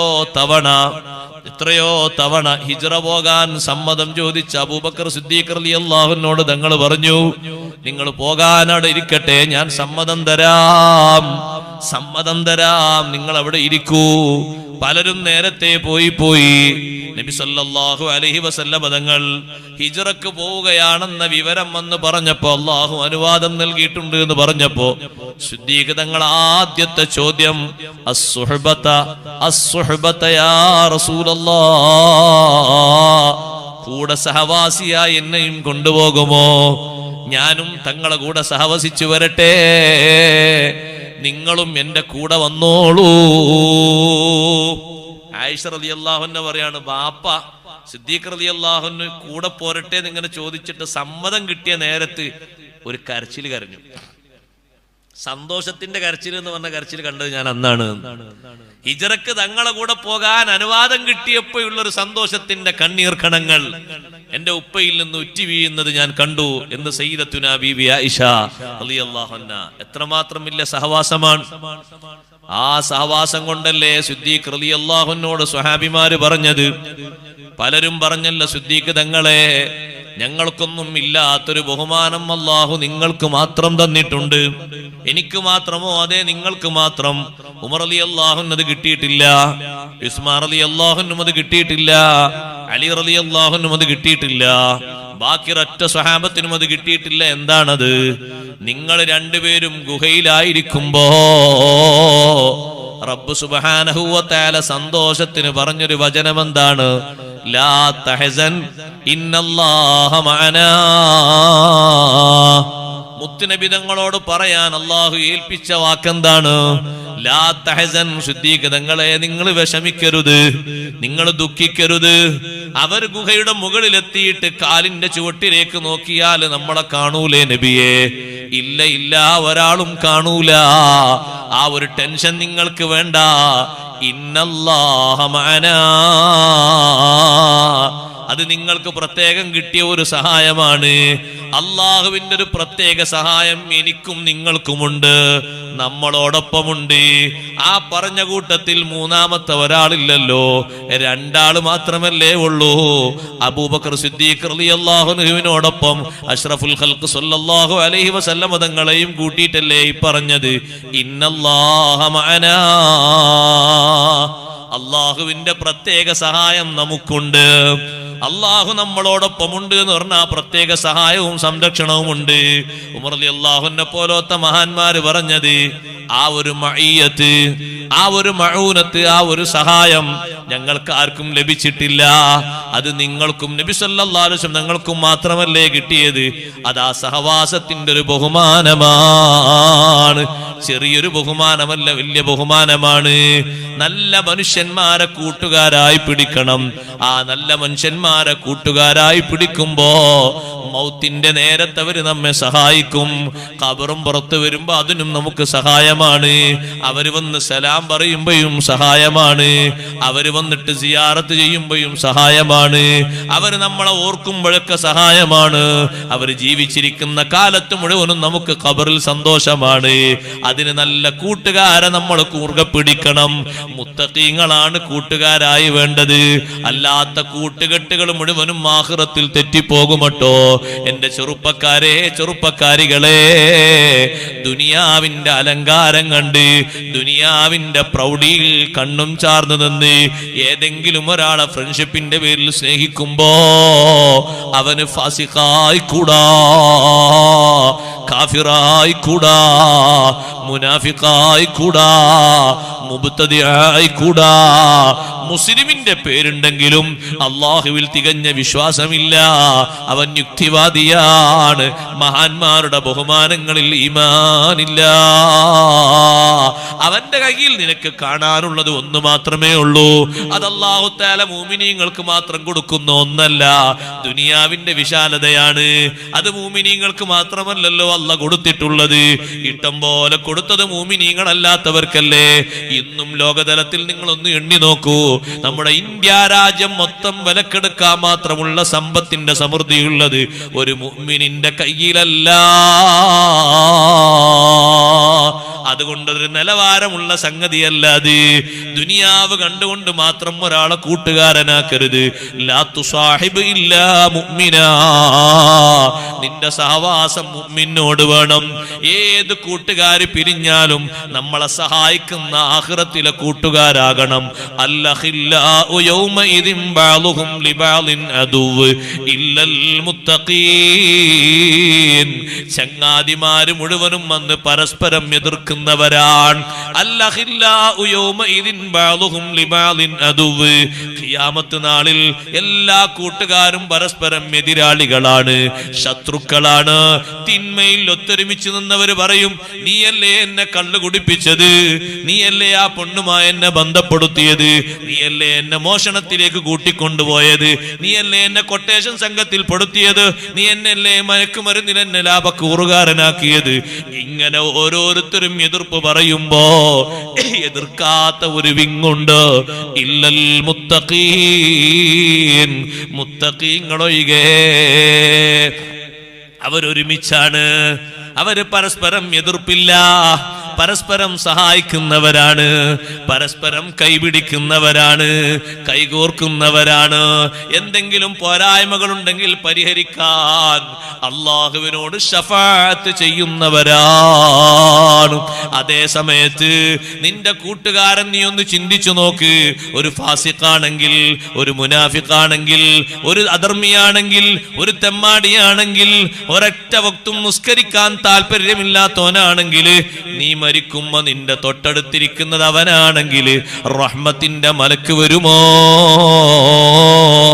നിന്റെ ആത്മാവിനെ സന്തോഷം കൊണ്ടുപോകേണ്ടത് അവരല്ലേ? റഹ്മത്തിന്റെ മലക്കുകളല്ലേ മുഅ്മിനീങ്ങളെ റൂഹിനെ കൊണ്ടുപോകുന്നത്? അല്ലാത്തവരെ റൂഹിനെ കൊണ്ടുപോകുന്നത് അദാബിന്റെ മലക്കുകളല്ലേ? 500 മലക്കുകൾ ഇറങ്ങി വരുമെന്ന് സയ്യിദുനാ റസൂലുള്ളാഹി സ്വല്ലല്ലാഹു അലൈഹി വസല്ലം തങ്ങൾ പറഞ്ഞ ഹദീസ് ഇമാം ഇബ്നു മാജ റഹ്മത്തുള്ളാഹി അലൈഹി റിപ്പോർട്ട് ചെയ്തത് കാണാം. ആ 500 മലക്കുകൾ റഹ്മത്തിന്റെ മലക്കുകളാണോ? അവര് വരുന്നത് സ്വർഗത്തിലെ കഫംപുടയുമായിട്ടാണ്. അതേ സമയത്ത് ഇങ്ങോട്ടടുക്കാൻ തടസ്സമുണ്ടെങ്കിലോ അവര് മാറി നിന്ന് പോയി. കാരണം ഈ മുഅ്മിനായ മനുഷ്യന്റെ അടുത്തേക്ക് അടുക്കാൻ പറ്റുന്നില്ല. അവിടെ ഒരു ഫ്രണ്ട് ഉണ്ട്, അവൻ മുഅ്മിനല്ല, അവൻ ഫാസിഖാണ്, അവൻ ഫാജിറാണ്, അവൻ മുനാഫിഖാണ്. അതുകൊണ്ട് മലക്കുകൾ ബഹുദൂരം അകന്നു നിൽക്കുകയാണ്. റഹ്മത്തിന്റെ മലക്കുകൾ 500 ആള് വരുന്നു. മുഅ്മിനായ മനുഷ്യന്റെ റൂഹ് കൊണ്ടുപോകാൻ പിടിക്കുന്ന കടമേ അസ്രായീലിനുള്ളൂ. കൊണ്ടുപോകുന്നത് അസ്രായീൽ അല്ല അലൈഹിസ്സലാത്തു വസ്സലാം. അസ്രായീൽ അലൈഹിസ്സലാം അല്ല കൊണ്ടുപോകുന്നത് മലായിക്കത്തുർ റഹ്മ അല്ലെങ്കിൽ മലായിക്കത്തുൽ അദാബ്. റഹ്മത്തിന്റെ മലക്കുകൾ നമ്മളെ ചാരത്ത് വന്നങ്ങനെ നിൽക്കണം. എത്ര സമയം വരെ നിൽക്കും? നമ്മുടെ ജനാസ, നമ്മുടെ ഭൗതിക ശരീരം വീട്ടിൽ നിന്നെടുത്ത് കുളിപ്പിച്ച് കഫൻ ചെയ്ത് നിസ്കരിച്ച് ഖബറിലേക്ക് കൊണ്ടുപോയി വെക്കുന്ന ആ ഒരു ടൈം വരെ റഹ്മത്തിന്റെ മലക്കുകൾ കൂടെയുണ്ട്. എത്ര ആളെ ജനാസ കൊണ്ടുപോകുമ്പോ സയ്യിദുനാ റസൂലുള്ളാഹി സ്വല്ലല്ലാഹു അലൈഹി വസല്ലം നിങ്ങൾ മലക്കുകളുടെ സാന്നിധ്യം അറിയിച്ചിട്ടുണ്ട്. 1-2 ആളുകൾ മാത്രമേ ഉള്ളൂ. ഒരുപാട് സ്വഹാബിമാരുടെ ജനാസ കൊണ്ടുപോകുമ്പോൾ തങ്ങൾ അങ്ങനെ പറഞ്ഞത് ഹദീസിൽ കാണാം. മലക്കുകളുടെ സാന്നിധ്യത്തെ പറ്റി പറഞ്ഞത് ബഹുമാനപ്പെട്ട ഹൻദല റളിയല്ലാഹു അൻഹു, അവരുടെ ജനാസക്കുള്ള ബഹുമാനം തങ്ങൾ പറഞ്ഞില്ലേ? അഷ്റഫുൽ ഖൽഖ് സ്വല്ലല്ലാഹു അലൈഹി വസല്ലം തങ്ങളുടെ ആത്മബന്ധത്തിന്റെ പേരിൽ ഒന്ന് ജനാബത്ത് കുളിക്കാൻ പോലും കാത്തു നിൽക്കാതെ തങ്ങളെ വിളിയാളം കേട്ടപ്പോഴേക്ക് വീട്ടിൽ നിന്ന് വാഹനവും എടുത്ത് പെട്ടെന്ന് പുറപ്പെട്ടത് കൊണ്ട് ജനാബത്തായി ഷഹീദായി പോയ ഹൻദല റളിയല്ലാഹു അൻഹുവിനെ മലക്കുകൾ കുളിപ്പിക്കുന്നുണ്ട്. ഈ വിവരം പറഞ്ഞപ്പോ സ്വഹാബത്ത് പോയി നോക്കാൻ, ശരീരമാസകലം വെള്ളം ഇങ്ങനെ ഒഴുകുന്നത് അവർ കാണാണ്. കുളിപ്പിക്കുന്നവരെ സ്വഹാബത്ത് കാണുന്നില്ല, വെള്ളം ഒഴുകുന്നത് കാണുന്നു. മലക്കുകളെ മലക്കിൻ്റെതായ ഹഖീഖത്തൻ രൂപത്തിൽ കാണാനുള്ള കഴിവ് അംബിയാഇനല്ലേ അല്ലാഹു നൽകിയത്. മലക്കിനെ മലക്കിൻ്റെതല്ലാത്ത രൂപത്തിൽ അംബിയാക്കളല്ലാത്തവരും കാണും, മനുഷ്യരൂപത്തിൽ കാണും. ബഹുമാനപ്പെട്ട സയ്യിദത്തുനാ ബീവി മറിയം റളിയല്ലാഹു അൻഹയുടെ അടുത്തേക്ക് മലക്ക് വന്നത് എങ്ങനെയാണ്? ബശറൻ സവിയ്യ, സമ്പൂർണ്ണ മനുഷ്യനായ രൂപത്തിലാ വന്നത്. അങ്ങനെ വരും. അതേ സമയത്ത് മലക്കിനെ മലക്കിൻ്റെതായ രൂപത്തിൽ ഹഖീഖത്തൻ രൂപത്തിൽ അംബിയാഇനെ കാണാനുള്ള കഴിവ് അല്ലാഹു കൊടുത്തിട്ടുണ്ട്. നബി സല്ലല്ലാഹു അലൈഹി വസല്ലം തങ്ങൾ പറയുന്നു, ഹൻദല റളിയല്ലാഹു അൻഹു കുളിപ്പിക്കുന്നു. ആ ഹൻദല റളിയല്ലാഹു അൻഹുവിന്റെ ഭൗതിക ശരീരം എടുത്ത് മറവ് ചെയ്യാൻ വേണ്ടി കൊണ്ടുപോകുന്നതും മലക്കുകളെ സാന്നിധ്യത്തിന്റെ ആധിക്യം തങ്ങൾ പറയുന്നു. ഒരുപാട് മലക്കുകൾ വന്നുപോയി. മുആവിയത്ത് ബിൻ മുആവിയ റളിയല്ലാഹു അൻഹുവിനെ ഖബറടക്കാൻ കൊണ്ടുപോകുമ്പോ ലക്ഷക്കണക്കിന് മലക്കുകൾ ഇറങ്ങിപ്പോയി. കാരണം മലക്കുകൾക്ക് വലിയ സ്ഥാനം മുആവിയ റളിയല്ലാഹു അൻഹുവിനെ പറ്റി അല്ലാഹു നൽകിയിട്ടുണ്ട്. മുആവിയത്ത് ബിൻ മുആവിയ റളിയല്ലാഹു അൻഹു വഫാത്തായപ്പോൾ മലക്കുകൾ ഇറങ്ങി വന്നു എന്ന് സയ്യിദുനാ റസൂലുള്ളാഹി സ്വല്ലല്ലാഹു അലൈഹി വസല്ലമ തങ്ങൾ പറയുമ്പോ അതൊരു ചെറിയ സംഭവമല്ല, വലിയ അനുഗ്രഹമാണ് ലഭിച്ചത്. സഹോദരങ്ങളെ, നല്ലവരുമായി സഹവസിക്കണം, നല്ല മനുഷ്യന്മാരെ കൂട്ടത്തിൽ കൂടണം, നല്ല സ്വഭാവങ്ങൾ നിർദ്ദേശിക്കുന്ന ആളുകളോടൊപ്പം സഹവസിക്കണം. അവരോടൊപ്പം സഹവസിക്കുമ്പോ ജീവിതത്തിൽ മാറ്റം വരും, പ്രവർത്തനങ്ങൾ മാറിപ്പോകും, മനസ്സ് മാറിപ്പോകും, സ്വഭാവങ്ങൾ മാറിപ്പോകും. അതിനല്ലേ മഹാന്മാര് ഉദാഹരണം പറഞ്ഞത്,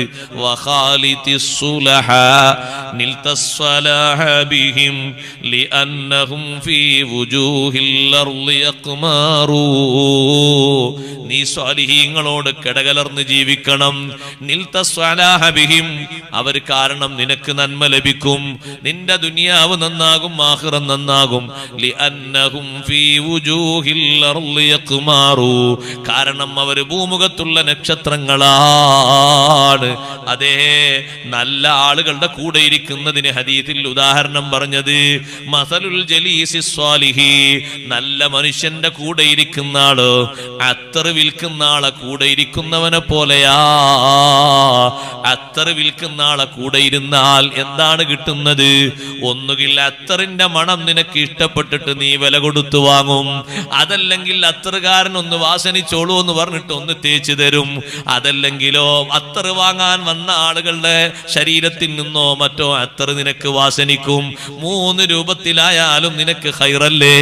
അത്തർ വാങ്ങിയാലും നല്ല വാസനയാണ്, അത്തർ ഫ്രീ ആയി തേച്ച് തന്നാലും നല്ലതാണ്, മറ്റുള്ളവർ വാങ്ങിക്കൊണ്ടുപോയി തേക്കുമ്പോഴും നിനക്ക് വാസനയാണ്. നല്ലവരോടൊപ്പം ചേർന്ന് നീ ജീവിക്കുമ്പോ ഒരുപക്ഷെ നല്ല മാതൃകകൾ നിനക്ക് ലഭിക്കും, അല്ലെങ്കിൽ നീ ചോദിച്ച മാതൃകകൾ സ്വീകരിക്കും, ഇൽമ് നേടും. നീ അവരുടെ പിന്നാലെ കൂടിയിട്ട് അതെന്താ ഇതെന്താന്ന് ചോദിച്ച് നീ പഠിക്കും. അതൊന്നുമില്ലെങ്കിലോ മറ്റു പലരും അവിടെ വരുമ്പോ ദുആ ചെയ്യുമ്പോ ദുആഇന്റെ ബറക്കത്ത് നിനക്ക് ലഭിക്കും, സതുപദേശത്തിന്റെ മഹത്വം നിനക്ക് ലഭിക്കും. അവരെ കൂടെ ഇരിക്കുമ്പോ നിന്റെ മനസ്സ് നന്മയിലാണ്, നിനക്ക് നല്ല മണമാണ് ലഭിക്കുന്നത്. അതേ സമയത്ത് ദുഷിച്ച സ്വഭാവമുള്ള ആളുകളുടെ കൂടെ ഇരിക്കുന്നവര് കൊല്ലപ്പണിക്കാരന്റെ അടുത്ത് പോയി ഇരിക്കുന്നവരെ പോലെയാണ്. എന്താണ് അവിടെ പോയിരുന്നാൽ അവൻ നല്ല ഇരുമ്പും മറ്റുമൊക്കെ വേവിക്കുമ്പോ അതിന്റെ കറകൾ നീക്കുമ്പോ ആ ഇരുമ്പിൽ നിന്നുള്ള തുരുമ്പുകൾ നിന്റെ ശരീരത്തിലേക്ക് വസ്ത്രത്തിലേക്ക് വന്നാല് ചിലപ്പോ നിസ്കരിക്കാൻ പോലും പറ്റൂല, ഓട്ടയായിട്ട് വേറെ വസ്ത്രം മാറി ധരിക്കേണ്ടി വരും. നിന്റെ ബാഹ്യതലത്തിൽ ഇങ്ങനെ ഒരു നിനക്ക് തീരെ ഇഷ്ടപ്പെടാത്ത രീതിയിൽ ഒരു സ്വഭാവം വരുന്നത് ഉള്ളിലേക്കും അതിന്റെ കേടുവരും. ദുസ്വഭാവിയുടെ കൂടെ നീ ഇരിക്കുമ്പോ അവന്റെ ബാഹ്യതലത്തിലുള്ള സ്വഭാവം മോശമാണ്, അത് പതുക്കെ പതുക്കെ നിന്റെ മനസ്സിലേക്കും പിടിമുറുക്കി പോകും. ഒന്നുമില്ലെങ്കിൽ ഇനി അങ്ങനെ അവിടെ കത്തിക്കുന്നൊന്നില്ലെങ്കിൽ നിന്റെ ശരീരത്തിലേക്ക് അവിടെ നിന്ന് തുരുമ്പുകളൊന്നും തെറിച്ച് കരികളോ തീപ്പൊരികളോ വരുന്നില്ലെങ്കിലും ദുർഗന്ധം നിനക്ക് സഹിക്കാൻ പറ്റൂല, ദുർഗന്ധ വാസനയുണ്ടാകും അവിടെ. അല്ലെങ്കിലും ആ ചെയ്യുന്ന പണി ചെയ്യുന്ന സ്ഥലത്ത് നീ ഇരിക്കുമ്പോ നിനക്ക് കാണാനും വാസനിക്കാനും സന്തോഷമില്ലാത്ത അവസ്ഥയുണ്ടാകും. ഈ ദുസ്വഭാവിയുടെ കൂടെ ഇരിക്കുമ്പോ ദുസ്വഭാവങ്ങൾ പകരുമെന്ന് പറഞ്ഞപ്പോ ഇമാം നവവി റഹ്മത്തുള്ളാഹി അലൈഹി ഈ ഹദീസ് വിശദീകരിച്ചുകൊണ്ട് നമ്മെ പഠിപ്പിച്ചു. ഈ ഹദീസിൽ നിന്ന് നമുക്കൊരു പാഠമുണ്ട്.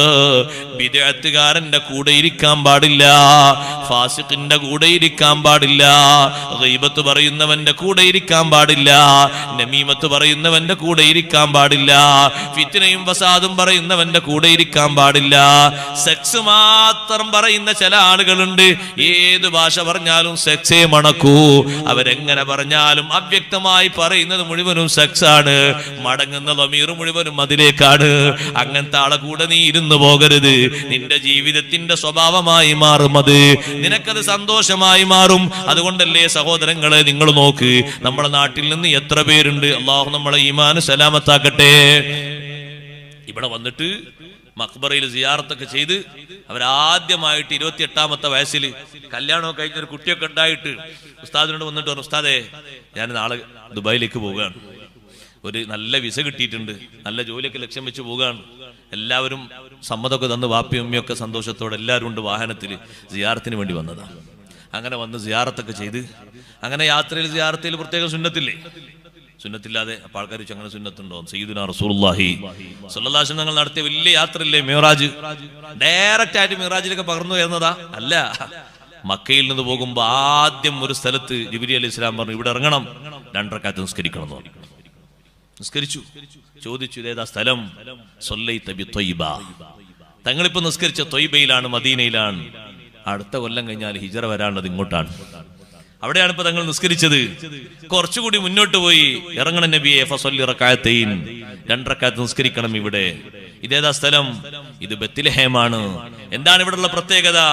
മൗലിദ് ഈസാ അലൈഹിസ്സലാം, ഈസാ നബി അലൈഹിസ്സലാം ജനിച്ച സ്ഥലമാണ്. ഈ ബത്ലഹേം എന്ന് പറയുന്ന ഈ കുന്നിന്റെ മുകളിലാണ് ഈസാ നബി അലൈഹിസ്സലാം ജനിച്ചത്. അവിടെ ഇറങ്ങിയിട്ട് 2 റക്അത്ത് നിസ്കരിച്ചു. കുറച്ചുകൂടി മുന്നോട്ട് പോയി പറഞ്ഞു തങ്ങൾ ഇറങ്ങണം, 2 റക്അത്ത് നിസ്കരിക്കണം. വാഹനത്തിൽ നിന്ന് ഇറങ്ങി 2 റക്അത്ത് നിസ്കരിച്ചു. എവിടെയാന്ന് ചോദിച്ചു. ഇപ്പൊ തങ്ങൾ ഇറങ്ങിയത് മദിയനിലാണ്. ഇതാരുടെ നാടാണ്? ബഹുമാനപ്പെട്ട ശുഐബ് നബി അലൈഹിസ്സലാം അവർ താമസിച്ച പ്രബോധനം നടത്തിയ സ്ഥലമാണ്. ഈ നാടിന് ബർക്കത്തുള്ളതുകൊണ്ട് ഇവിടെ ഇറങ്ങി 2 റക്അത്ത് നിസ്കരിക്കണം. ഇങ്ങനെ പല സ്ഥലങ്ങളിലും ഇറങ്ങി നിസ്കരിച്ചതിന് ശേഷമല്ലേ ബൈത്തുൽ മഖ്ദിസിൽ തങ്ങളെത്തുന്നത്. എന്തിനാണ് അതിന്റെ മുമ്പ് ഇവിടൊക്കെ ഇറങ്ങി നിസ്കരിച്ചത്? ബറക്കത്തുള്ള സ്ഥലങ്ങളെ കൊണ്ട് ബറക്കത്തെടുത്ത് യാത്രക്ക് തുടക്കം കുറിക്കുന്നത്, യാത്രയിൽ ഇടയിൽ അങ്ങനെ ബറക്കത്തെടുക്കുന്നത് പുണ്യമാണ്, സുന്നത്താണെന്ന് പഠിപ്പിക്കാനാണ്. അപ്പൊ ഈ നാട്ടിൽ താമസിക്കുന്ന ആളല്ലേ, ഒരു സിയാറത്തിന് വേണ്ടി ഇത്രയും കാലം നാട്ടിൽ നിന്നല്ലോ, എല്ലാ വെള്ളിയാഴ്ചയും മറ്റൊക്കെ ഒന്ന് സിയാറത്ത് ചെയ്യും. പോവുകയാണ്. അപ്പൊ സിയാറത്തിന് വേണ്ടി വന്നു. സിയാറത്ത് കഴിഞ്ഞ് മൂപ്പര് ഗൾഫിലേക്കൊക്കെ പോയി സലാം പറഞ്ഞ് എല്ലാവരും ദ്വാരന്ന് പോയി. അങ്ങനെ 2 കൊല്ലം കഴിഞ്ഞ് തിരിച്ചു വന്നിട്ട് ഇവിടെ വെള്ളിയാഴ്ച സിയാറത്തുണ്ട് അവിടെ. വെള്ളിയാഴ്ച സിയാറത്തിന് വേണ്ടി എല്ലാവരും നിൽക്കുമ്പോൾ മൂപ്പര് നിൽക്കുന്നില്ല. മൂപ്പര് പോകുക, ചെരുപ്പിട്ട് വേഗം പോകാൻ, വാഹനമൊക്കെ സ്റ്റാർട്ടാക്കി വേഗം പോകാൻ, നല്ല വാഹനത്തിൽ വേഗം പോകാൻ. അപ്പൊ ആൾക്കാരൊക്കെ ശ്രദ്ധിച്ചു, എന്താ മൂപ്പര് സിയാറത്തിനകത്ത് ഇവിടെ പോകുമ്പോ ഇവിടുന്ന് സിയാറത്തില്ലേ പോയത്? ഇപ്പൊ 2 വർഷം കഴിഞ്ഞപ്പോഴേക്ക് നേരെ പോയി കിട്ടിയ സഹവാസികൾ ആരാന്നറിയോ? ബിദഅത്തുകാരാണ്. അവർ നല്ല മരുന്ന് വെച്ചു കൊടുത്തു കൽബിലേക്ക്. ഇടക്കിടക്ക് അവന് CD കൊടുത്തു. ഇടക്കിടക്ക് കാണാൻ വേണ്ടിയുള്ള എല്ലാവിധ സൗകര്യങ്ങളും സൗജന്യമായി കൊടുത്തു. എല്ലാം കിട്ടിയപ്പോൾ അല്പജ്ഞാനിയായ ഈ മനുഷ്യന്റെ മനസ്സിൽ ഈ മഹാന്മാരോട് വിരോധം വന്നുപോയി. അവരെ സിയാറത്ത് തെറ്റാണ് എന്ന് പഠിപ്പിക്കപ്പെട്ടു പോയി. സലാം കൂടിയും പറയരുത്, അവരെ മഖ്ബറിന്റെ സമീപത്ത് പോലും നിന്നു പോകരുത് എന്ന് പഠിപ്പിക്കപ്പെട്ടു പോയി. നഊദു ബില്ലാഹ്. വീട്ടിലെത്തി നോക്കുമ്പോ ഉമ്മയതാ മഗ്രിബിന് ശേഷം ഖുർആൻ ഓതിയിട്ട് ഇശാഇന്റെ ശേഷം ഹദ്ദാദ് റാത്തീബ് ഓതുമ്പോ 4 ഫാത്തിഹ ഓതൂലേ? 4 ഫാത്തിഹ ഓതുമ്പോ ഈ ചെറുപ്പക്കാരൻ ഉമ്മാന്റെ മുഖത്തേക്ക് ഗൗരവത്തോടെ നോക്കുന്നു. എന്താ മോനെ ഇന്നലെ ഇല്ലാത്തൊരു നോട്ടം? എന്താ നിങ്ങൾ ചെയ്യുന്നത്? മരിച്ചുപോയ കുറെ ആൾക്കാർക്ക് ഫാത്തിഹ ഓതിയിട്ട് വല്ല കാര്യമുണ്ടോ? എന്താ മോനെ നിനക്ക് പുതിയ വല്ല വിവരം കിട്ടിയോ? പുതിയ വിവരമല്ല, അല്ലാഹ് ഖുർആനിലൂടെ പറഞ്ഞാണ് വലൈസ ലിൽ ഇൻസാനി ഇല്ലാ മാ സആ. ഉമ്മ ചിന്തിക്കുന്നു, മോനെ ഗൾഫ് പറഞ്ഞാച്ചിട്ട് പുതിയ ആയത്തും ഹദീസും ഒരുപാട് കിട്ടിയിട്ടുണ്ടല്ലോ, ഇവിടുന്ന് ദർസ് പോകാൻ പറഞ്ഞിട്ട് കൂടി കേട്ടിട്ടില്ല. എന്താ മോനെ ഓതിയത്? ആയത്തും ഹദീസോ? ആയത്തുമ്മ എന്താണ് ആയത്തിന്റെ അർത്ഥം? ആയത്തിന്റെ അർത്ഥം എനിക്ക് അറിഞ്ഞൂടാ. ആയത്ത് എപ്പോഴാണ് ഇറങ്ങിയത്? അതൊന്നും അറിഞ്ഞൂടാ. ആയത്തിന് എത്ര വ്യാഖ്യാനമുണ്ട്? അതൊന്നും എനിക്ക് അറിഞ്ഞൂടാ. പിന്നെ എന്തിനാ ഓതിയത്? നിങ്ങൾ ഫാത്തിഹ ഓതാൻ പാടില്ല എന്നുള്ള ഈ ആയത്ത് ഓതിയത്. ഈ ആയത്തിലുണ്ടോ ഫാത്തിഹ ഓതാൻ പാടില്ല? ഈ ആയത്തിലുണ്ടോ ഈ ഒരാള് മരിച്ചതിന് ശേഷം എന്തെങ്കിലും സ്വതക്ക ചെയ്താൽ ആ കിട്ടൂല എന്ന് ഈ ആയത്തിലുണ്ടോ? ഇല്ലല്ല. ആയത്തിൽ എന്താ ഉള്ളത്? വലൈസ ലിൽ ഇൻസാനി ഇല്ലാ മാ സആ. ഓരോ മനുഷ്യനും അവനവൻ ചെയ്തതാണ് അവകാശം പറയാനുള്ളത്. അതാണ്. അതിന് 6 തഫ്സീറുണ്ട്, 1 2 അല്ല. വലൈസ ലിൽ ഇൻസാനി ഇല്ലാ മാ സആ. എനിക്ക് അവകാശപ്പെടാനുള്ളത് മറ്റൊക്കെ ഔദാര്യ. വാപ്പ എനിക്ക് ഓതിയത്, കൂട്ടുകാർ ഓതിയത്, ബാക്കിയുള്ളവർ നാട്ടുകാർ ഓതിയതൊക്കെ എന്താ? അതൊക്കെ ഔദാര്യാണ്, ബഹുമാനമാണ്. എനിക്ക് അവകാശപ്പെടാനുള്ളത് ഞാൻ എന്റെ ജീവിതകാലത്ത് ഓതിയത്, ദിക്ർ ചൊല്ലിയത്, നിസ്കരിച്ചതല്ലേ, അതെനിക്ക് അവകാശപ്പെടാനുള്ളത്. അങ്ങനെ ഒരു അർത്ഥം ആയത്തിനുണ്ടോ? അങ്ങനെ അർത്ഥം ആയത്തിനുണ്ട് എന്ന് ഇസ്മായിൽ ഹക്കിൽ ബറൂസബി റഹ്മത്തുള്ളാഹി അലൈഹി പറഞ്ഞു. മറ്റു ധാരാളം ഖുർആൻ മുഫസ്സിറുകൾ പറഞ്ഞു. ഉമ്മ വാത് കേട്ടിട്ട് ഉമ്മ പറഞ്ഞു, മോനെ ആയത്തിന്റെ അർത്ഥം ഇങ്ങനല്ലേ? അപ്പൊ മകൻ പറയാം, അങ്ങനെയൊന്നല്ല ആയത്തിന്റെ അർത്ഥം. പിന്നെ ആയത്തിലൂടെ ഫാത്തിഹ ഓതണ്ടാന്ന്, ആയത്തിലൂടെ ഖുർആൻ ഓതണ്ടാന്ന്, സിയാറത്ത് ചെയ്യണ്ടാന്ന് എവിടെ? അപ്പൊ ഉമ്മ ചോദിച്ചു, സിയാറത്തിന് ഫലമില്ലെങ്കിൽ മോനെ എല്ലാ ദിവസവും സയ്യിദുനാ റസൂലുള്ളാഹി സ്വല്ലല്ലാഹു അലൈഹി വസല്ലം ആയിഷ ബീവി റളിയല്ലാഹുവിന്റെ വീട്ടിൽ വരുമ്പോൾ യഖ്റുജു മിൻ ആഖിറിൽ ലൈലി ഇലൽ ബഖീഅ്, ഇമാം മുസ്ലിം റഹ്മത്തുള്ളാഹി റിപ്പോർട്ട് ചെയ്യുന്ന ഹദീസ് ഉണ്ടല്ലോ. നാളെ ഒരു ഉസ്താദ് വേദന കേട്ട് ഞാൻ പഠിച്ചു വെച്ചിട്ടുണ്ട്. ഉമ്മമാരൊക്കെ പഠിച്ചു വെക്കണം, അല്ലെങ്കിൽ മക്കളെ നന്നാക്കാൻ കഴിയൂല. എന്താ പഠിച്ചു വെക്കണ്ടേ? എല്ലാ ഇൽമും പഠിച്ചു വെക്കണം. തൗഹീദും വിശ്വാസവും തെളിവൊക്കെ പഠിച്ചു വെക്കണം. നമ്മള് ഉമ്മമാരെ സാധാരണ വീട്ടിൽ ഭക്ഷണങ്ങൾ ഉണ്ടാക്കാനുള്ളത് മാത്രം പഠിച്ചാൽ പോരാ, എല്ലാം പഠിക്കണം. കുട്ടികൾ വിശ്വാസം പേച്ച് വരുമ്പോ അവരെ നല്ലോണം നിർദ്ദേശിച്ചിട്ട് ഒരൊറ്റ രാത്രി തന്നെ അവരെ മനസ്സ് നന്നാക്കണം. അങ്ങനെ 2 കൊല്ലം കിട്ടിയാൽ ചേറ് നീക്കണമെങ്കിൽ ചെറുത് പോരാ. വിദേഹത്തിന്റെ കറ നീക്കണമെങ്കിൽ കട്ടിയിൽ തന്നെ ഉപദേശം കൊടുക്കണം, കട്ടിയിലുള്ള തെളിവും പറഞ്ഞു കൊടുക്കണം. ഉമ്മാമ പറഞ്ഞു, ഇമാം മുസ്ലിം റഹ്മത്തുള്ളാഹി റിപ്പോർട്ട് ചെയ്ത ഹദീസിലുണ്ട്. ഉമ്മാമ മുസ്ലിം ഒന്നും കണ്ടിട്ടില്ല, മുസ്ലിം ഓതി പഠിച്ച ഉസ്താദ് വേദ പറഞ്ഞ ഹദീസേ ഉമ്മാമ കേട്ടിട്ടുള്ളൂ. ഉമ്മാമ പറഞ്ഞു, മോനെ ഞാൻ ഫാത്തിഹ ഓതിന് എനിക്ക് വിരോധമുണ്ടോ? നബി സല്ലല്ലാഹു അലൈഹി വസല്ലം ഞാൻ മരിച്ചുപോയ വലിയ ഫാത്തിഹ ഓതിയിട്ടല്ലേ നീ കിറുകിറക്കുന്നത്? മരിച്ചുപോയ ആൾക്കാർക്കൊന്നും കിട്ടൂല എന്നല്ലേ, ചെയ്തിട്ട് കാര്യമില്ല എന്ന് പറയുന്നത്. എന്നാ ലോകത്തിന്റെ നേതാവ് സയ്യിദുനാ റസൂലുള്ളാഹി സ്വല്ലല്ലാഹു അലൈഹി വസല്ലം നിങ്ങൾ ആയിഷ ബീവിന്റെ വീട്ടിൽ വരുന്ന എല്ലാ ദിവസവും ആദ്യഘട്ടത്തിൽ 9 ദിവസത്തിൽ ഒരു ദിവസം ആയിഷ റളിയല്ലാഹുവിന്റെ വീട്ടിൽ വരാറുണ്ട്. കുറച്ചുകൂടി കാലം കഴിഞ്ഞപ്പോ 9 ദിവസത്തിൽ 2 ദിവസമായി മാറി. അതെങ്ങനെ ഉസ്താദേ 2 ദിവസം? 9 ഭാര്യമാർക്ക് ഓരോരുത്തർക്കും ഓരോ ദിവസമല്ലേ? അല്ല, ലോകത്തൊരു പെണ്ണും കൊടുക്കാത്തൊരു സംഭാവന സൗദ ബീവി റളിയല്ലാഹു അൻഹ നബി തങ്ങൾക്ക് കൊടുത്തു. നബി സല്ലല്ലാഹു അലൈഹി വസല്ലം ഞങ്ങളെ വീട്ടിൽ സൗദ ബീവിന്റെ വീട്ടിലേക്ക് വന്നപ്പോ സൗദ റളിയല്ലാഹു അൻഹ നബി തങ്ങളെ 2ാമത്തെ പത്നിയാണ്. സൗദ ബീവി റളിയല്ലാഹു അൻഹ പറഞ്ഞു, അല്ലാഹുവിന്റെ റസൂലേ, എന്റെ അടുത്തേക്ക് വരാനുള്ള ദിവസം തങ്ങൾ പകല് വന്നാൽ മതി, എന്റെ രാത്രി ഞാൻ ആയിഷ ബീവിക്ക് ദാനം ചെയ്തു. ലോകത്ത് 2ാമത്തെ ഒരു പെണ്ണ് പറയോ, എന്റെ അടുത്തേക്ക് ഒരാളന്ന് എന്റെ അടുത്തേക്ക് തന്നെ വരണോ? അപ്പൊ നിനക്ക് വയസ്സ് അതൊന്നും നിങ്ങൾ നോക്കണ്ട, എന്റെ അടുത്തേക്ക് ഒരാൾ എന്റെ അടുത്തേക്ക് വരണം, വയസ്സായ നോക്കണ്ട, മറ്റൊന്നും നോക്കണ്ട. അല്ല, നിനക്ക് ഇന്ന് നിന്നോട് ബന്ധപ്പെടാം, അതൊന്നും നോക്കണ്ട, എന്റെ ദിവസം നിന്ന് വരണം, അങ്ങനല്ലേ എന്ന് പറയാം. അതാർക്കും വിട്ടരൂല എന്നല്ലേ പറയാ. അതാ ലോകത്തൊരു പെണ്ണും കൊടുക്കാത്ത സംഭാവന എന്ന് പറഞ്ഞത്. സൗദ ബീവി റളിയല്ലാഹു അൻഹ പറഞ്ഞു, എത്രമാത്രം വലിയ ഒരു മനസ്സാ നോക്കണം നിങ്ങൾ, അവർക്ക് എത്ര ക്ലിയറുള്ള മനസ്സാണ്. ആയിഷ റളിയല്ലാഹു അൻഹ എത്ര ചെറുപ്പക്കാരിയായ പെണ്ണാണ്. സൗദ ബീവി റളിയല്ലാഹു അൻഹ മനസ്സിലുള്ള മുറാദ് എന്താണെന്നറിയോ? ആ വീട്ടിൽ വെച്ചാണ് വഹയി ഇറങ്ങിയത്. ബാക്കി 8 ഭാര്യമാരെ വീട്ടിൽ വെച്ചും നബി സല്ലല്ലാഹു അലൈഹി വസല്ലം നിങ്ങൾക്ക് വഹയി ഇറങ്ങിയിട്ടില്ല. അപ്പൊ കൂടുതൽ വഹയി ഇറങ്ങാനും വിഷയങ്ങൾ വരാനൊക്കെ ഞാനൊരു സഹായിക്കോട്ടെ. അതിന് തങ്ങൾ എന്റെ അടുത്തേക്ക് വരുന്ന ദിവസം പകൽ ഇവിടെ വന്ന് ഭക്ഷണം കഴിച്ച് വിശ്രമിച്ചു പോയാൽ മതി. രാത്രി ഞാൻ ആയിഷ ബീവിക്ക് വേണ്ടി ദാനം ചെയ്തു. അങ്ങനെ പിന്നീട് 2 ദിവസമായി ആയിഷ റളിയല്ലാഹു അൻഹയുടെ വീട്ടിലേക്ക് വരുന്ന രാത്രി മഹദി പറയുന്നു, യഖ്റുജു മിൻ ആഖിറിൽ ലൈലി ഇലൽ ബഖീഅ്, രാത്രിയുടെ അവസാന സമയം ഒരു 3 മണി 4 മണി സമയത്ത് ജന്നത്തുൽ ബഖീലേക്ക് പുറപ്പെടുന്നു സയ്യിദുനാ റസൂലുള്ളാഹി സ്വല്ലല്ലാഹു അലൈഹി വസല്ലം. അവിടെ പോയിട്ട് ദുആർക്കുന്നു, സലാം പറയുന്നു. ജന്നത്തുൽ ബഖീലുള്ള ആളുകളോട് നബി തങ്ങൾ സംസാരിക്കുന്നു, അതാകും മാ തുഅദൂൻ غدا مؤجلون وإنا إن شاء الله بكم لاحقون أسأل الله لنا ولكم العافية. നിങ്ങളോട് വാഗ്ദാനം ചെയ്യപ്പെട്ട് നിങ്ങൾക്ക് വന്നല്ലോ, മരണം അല്ലാഹുവിന്റെ വാഗ്ദാനമല്ലേ, ശേഷമുള്ള പരീക്ഷണവും ഈ ജീവിതവും അല്ലാഹു വാഗ്ദാനം ചെയ്തതല്ലേ, അത് നിങ്ങൾക്ക് സംഭവിച്ചല്ലോ. ഇൻഷാ അല്ലാഹ് നിങ്ങളോടൊപ്പം അവധിയെത്തുമ്പോ ഞാനും വന്നു ചേരും. എന്നിട്ട് പറയുന്നു, അസ്അലുല്ലാഹ ലനാ വലക്കുമുൽ ആഫിയ, അല്ലാഹുവിനോട് ഞങ്ങൾക്കും നിങ്ങൾക്കും സുഖം ചോദിക്കുന്നു. ഖബറാളികൾക്ക് മാത്രം ദ്വാർക്കാനല്ല ഖബറിങ്ങൽ പോകുന്നത്, മഖ്ബറയിലേക്ക് പോകുന്നത് ജീവിച്ചിരിക്കുന്നവർക്കും കൂടി ദ്വാർക്കണം. അതിനാ തങ്ങൾ പഠിപ്പിച്ചത് അസ്അലുല്ലാഹ ലനാ വലക്കുമുൽ ആഫിയ, നിങ്ങൾക്കും ഞങ്ങൾക്കും അല്ലാഹുവിനോട് ഞാൻ ആഫിയത്ത് ചോദിക്കുന്നു. നിങ്ങൾക്കും ഈ ഖബർ ജീവിതത്തിൽ സുഖം വേണം, ഭൗതിക ലോകത്ത് ഞങ്ങൾക്കും സുഖം വേണം എന്ന് ഞാൻ അല്ലാഹുവിനോട് ചോദിക്കുന്നു. എപ്പോഴാ ദ്വാർക്കുന്നത്? ആഖിറുൽ ലൈലിലാണ്, രാത്രിയുടെ അവസാന ഭാഗത്താണ്. ഒരു ദിവസമാണോ? എന്റെ അടുത്തേക്ക് വരുന്ന എല്ലാ ദിവസവും രാത്രിയുടെ അവസാനത്തിൽ അങ്ങനെ പോകാറുണ്ട്. ഇമാം മുസ്ലിം റഹ്മഹുല്ലാഹ് റിപ്പോർട്ട് ചെയ്യുന്നു. ഉമ്മാമ ഇതാണ് മോനോട് പറഞ്ഞപ്പോ, അങ്ങനെ ഉണ്ടോ? അങ്ങനെ ഉണ്ട്, നിനക്കെന്താ സംശയം? അങ്ങനെ ഉണ്ട്. ഹദീസ് അങ്ങനെ ഉണ്ട്, സ്വഹീഹാണ്, അങ്ങനെ നബി സല്ലല്ലാഹു അലൈഹി വസല്ലം ചെയ്തിട്ടുണ്ട്. ഒന്നും കിട്ടൂലെങ്കിൽ പിന്നെ അവിടെ പോയിട്ട് തങ്ങൾ ദ്വാരുന്ന അവർക്ക് വേണ്ടി ദ്വാർക്കോ, സലാം പറയോ, അള്ളാഹിനോട് ദ്വാർക്കോ?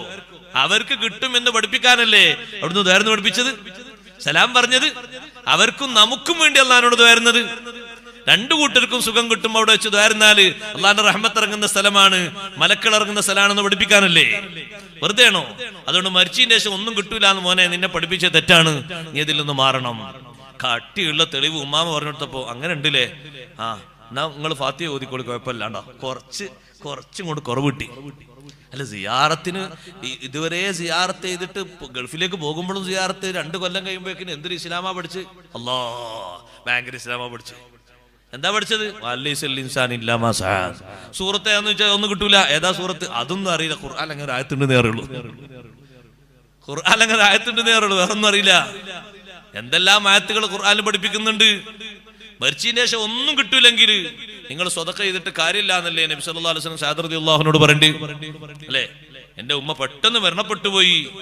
ഇമാം ബുഖാരി, ഇമാം മുസ്ലിം റഹ്മത്തുള്ളാഹി അലൈഹി റിപ്പോർട്ട് ചെയ്യുന്ന സ്വഹീഹ് ഹദീസാണ്. എന്റെ ഉമ്മ പെട്ടെന്ന് മരണപ്പെട്ടു പോയി നബിയെ, ഞാൻ പുറത്തായിരുന്നു, ഉമ്മാന്റെ അടുത്തുണ്ടായിരുന്നില്ല. സംസാരിക്കാൻ സമയം കിട്ടിയെങ്കിൽ എന്തെങ്കിലുമൊക്കെ നേർച്ച ചെയ്യാനും സ്വതക്ക ചെയ്യാനൊക്കെ ഉമ്മ പറയുന്നു. അത്രയും സുഹൃതങ്ങൾക്കുമായി ബന്ധപ്പെട്ട ജീവിതമാണ് എന്റെ ഉമ്മാന്റെ ജീവിതം. ഞാൻ ആ ഉമ്മാക്ക് വല്ലതും സ്വതക്ക കൊടുത്താൽ ഉമ്മാക്ക് കൂലി കിട്ടുമോ? എനിക്ക് കിട്ടുമെന്നല്ല, തങ്ങളെ മറുപടി നഅം, ഉമ്മാക്കത് ഫലിക്കും. ചോദിച്ചു, എന്ത് സ്വതക്ക നബിയെ ഞാൻ ഏറ്റവും കൂടുതൽ ചെയ്യേണ്ടത്? ഏറ്റവും കൂടുതൽ ഫലം കിട്ടുന്ന സ്വതക്ക ഏതാണ്? തങ്ങൾ പറഞ്ഞു മാഉ, വെള്ളമാണ്. ഫഹഫറ ബിറൻ, ഒരു കിണർ കുഴിച്ചു. ഒരു കിണർ കുഴിക്കാത്ര ചെലവ് വേണം, എത്ര ആളുകൾ അതിൽ വെള്ളം കുടിക്കും? എന്നിട്ട് മഹാനവറുകൾ പറഞ്ഞു ഹാദിഹി ലി ഉമ്മി സഅദിൻ, ഇതെന്റെ ഉമ്മാക്കുള്ള കിണറാണ്. ഇതിൽ നിന്ന് കുടിക്കുന്നത്, ഉളു എടുക്കുന്നത്, കുളിക്കുന്നത്, വെള്ളം കൊണ്ടുപോകുന്ന ഒക്കെ എന്റെ ഉമ്മാന്റെ ഹദറത്തിലേക്ക് ഫലിക്കും, വലിയ ഉപകാരം കിട്ടും. അങ്ങനല്ലേ മഹാന്മാര് പഠിപ്പിച്ചത്? മരിച്ചതിന് ശേഷം മരണത്തോടു കൂടെ ഒക്കെ കഴിഞ്ഞു എന്നുള്ളത് സത്യത്തിൽ ഇസ്ലാമിന്റെ വിശ്വാസം തന്നെ അല്ലത്. ഇസ്ലാമിന്റെ വിശ്വാസ മരിക്കലോട് കൂടെ ഒക്കെ കഴിഞ്ഞു എന്നുള്ള അങ്ങനെ വിശ്വാസം ഇസ്ലാമിനുണ്ടോ? ഇല്ലല്ല, മരിക്കലോടെ യഥാർത്ഥ ജീവിതം തുടങ്ങിയതാണ് ഇസ്ലാമിന്റെ വിശ്വാസം.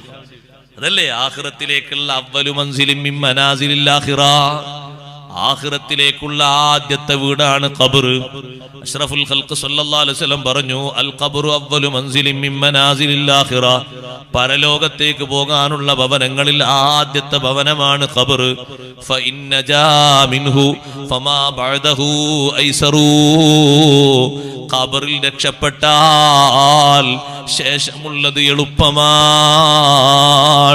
ഖബറിൽ രക്ഷപ്പെട്ടില്ലെങ്കിലോ ഫമാ ബഅദഹു അഫ്ളഉ, ശേഷമുള്ളത് വല്ലാത്ത നീരസമാണ്, സഹിക്കാൻ കഴിയാത്ത ലോകമാണ്. ഖബറിന്റെ സുആലിൽ നിന്ന് രക്ഷപ്പെട്ടു പോയി, ഉത്തരമൊക്കെ കിട്ടി സന്തോഷായി പോയി. സുഹൃതങ്ങളെ കൊണ്ട് അവിടെ സന്തോഷം നിറക്കാൻ മലക്കുകൾ വന്ന് സന്തോഷം പറഞ്ഞു പോയി. നല്ല നിലക്ക് മലക്കുകൾ മറുപടി പറഞ്ഞ് സന്തോഷിപ്പിച്ചു. എന്നാ പിന്നെ എണീറ്റ് വരുമ്പോഴും സന്തോഷമാണ്, മഹ്ശറിലേക്ക് നടക്കുമ്പോഴും രക്ഷയാണ്, അർശിന്റെ തണൽ അവിടെ ലഭിക്കാൻ ചാൻസ് ആണ്. അതേ സമയത്ത് ഖബറിൽ നിന്ന് തന്നെ രക്ഷ കിട്ടിയില്ല, ശിക്ഷയാണ് വന്നുപോയത്, ഫിത്നയാണ് വന്നുപോയത്, ശേഷമുള്ളത് അതിനേക്കാൾ കഠിനമാണ്. അപ്പൊ മരണത്തോടുകൂടെ ഒക്കെ കഴിഞ്ഞു യുക്തിവാദികൾ വിശ്വസിക്കും പോലെ, അതേ ദുർവിശ്വാസികൾ വിശ്വസിക്കും പോലെ മുഅ്മിനീങ്ങൾ വിശ്വസിച്ചുകൂടാ. 2 കൊല്ലം പ്രവാസ ജീവിതം നയിച്ച നല്ല സുന്നിയായ മനുഷ്യൻ തിരിച്ചു വന്നപ്പോ സിയാറത്ത് വേണ്ടാന്നും ഫാത്തിഹ ഓതണ്ടാന്നും അതിലൊന്നും കാര്യമില്ലാന്നും പറഞ്ഞത് ബിദ്അത്തുകാരോടുള്ള സഹവാസം കൊണ്ട് കിട്ടിയ രോഗമാണേ. നല്ലോണം നമ്മൾ ശ്രദ്ധിക്കണം. സംശയങ്ങൾ ജനിപ്പിച്ച് നമ്മളെ മനസ്സിന്റെ യഖീനും ഈമാനും പോക്കുക എന്നുള്ളതാണ് അവരുടെ ഡ്യൂട്ടി. അതിനുവേണ്ടി എന്ത് കഠിനാധ്വാനങ്ങളും അവർ ചെയ്യും. ഏറ്റവും കൂടുതൽ അവർ സമൂഹത്തിൽ വില കുറച്ച് കാണിക്കുന്നത് ആരെയാണ്? സയ്യിദുനാ മുഹമ്മദുർ റസൂലുള്ളാഹി സ്വല്ലല്ലാഹു അലൈഹി വസല്ലം തങ്ങളെയും സ്വഹാബത്തിനെയുമാണ്. അല്ലാഹ് ഏറ്റവും വലിയ ബഹുമാനം നൽകിയ നേതാവ്, അല്ലാഹ് ഏറ്റവും വലിയ ബഹുമാനം നൽകിയ അനുയായികൾ, ഇവരെ പോലെ അല്ലാഹ് ബഹുമാനം നൽകിയ അനുയായികൾ ലോകത്ത് വേറെ ഇല്ല. ഈ നേതാവിനെ പോലെ അല്ലാഹ് ബഹുമാനിച്ച ഒരു സൃഷ്ടി അല്ലാഹുവിന്റെ സൃഷ്ടികളിൽ വേറെ ഇല്ല. ഒരൊറ്റ ആയത്ത് പറയട്ടെ പഠിക്കാൻ വേണ്ടി. ആദം നബി അലൈഹിസ്സലാത്തു വസ്സലാം എത്ര വർഷം ജീവിച്ചു സഹോദരങ്ങളെ? 1000 വർഷക്കാലം ജീവിച്ചില്ലേ? ബഹുമാനപ്പെട്ട ഇബ്രാഹിം നബി അലൈഹിസ്സലാം 200 വർഷക്കാലം ജീവിച്ചില്ലേ? ലൂത്ത് നബി അലൈഹിസ്സലാം 400 വർഷക്കാലം ജീവിച്ചില്ലേ? നൂഹ് നബി അലൈഹിസ്സലാം 1275 കൊല്ലം ജീവിച്ചില്ലേ? ബഹുമാനപ്പെട്ട ഈസാ നബി അലൈഹിസ്സലാം 33 വർഷം ജീവിച്ചില്ലേ? ഇങ്ങനെ വ്യത്യസ്ത രൂപത്തിൽ ജീവിച്ച മഹാന്മാരായ ഒരുപാട് അമ്പിയാക്കൾ ഉണ്ടായിട്ടും ഒരു പുരുഷായുസ് ജീവിതം മൊത്തം വലിയ മഹത്വമുള്ള ജീവിതമാണെന്ന് സത്യം ചെയ്ത് അല്ലാഹ് പഠിപ്പിച്ചത് ആരെ ജീവിതമാണെന്നറിയോ? ലോകത്തിന്റെ നേതാവ് ഹബീബ് റസൂലുള്ളാഹി സല്ലല്ലാഹു അലൈഹി വസല്ലമ തങ്ങളുടെ ജീവിതത്തെ മാത്രമേ അല്ലാഹ് സത്യം ചെയ്ത് പറഞ്ഞിട്ടുള്ളൂ. വേറെ ഒരു മനുഷ്യന്റെ ജീവിതവും അല്ലാഹ് സത്യത്തിന് ഉപയോഗിച്ചിട്ടില്ല. അല്ലാഹല്ലേ ഖുർആനിലൂടെ പഠിപ്പിച്ചത് ലഅംറുക ഇന്നഹും ലഫീ സക്റതിഹിം യഅമഹൂൻ. ലഅംറുക തങ്ങളുടെ ജീവിതകാലം മൊത്തമാണ് സത്യം. ലഅംറുക തങ്ങളുടെ ആയുസ്സാണ് സത്യം.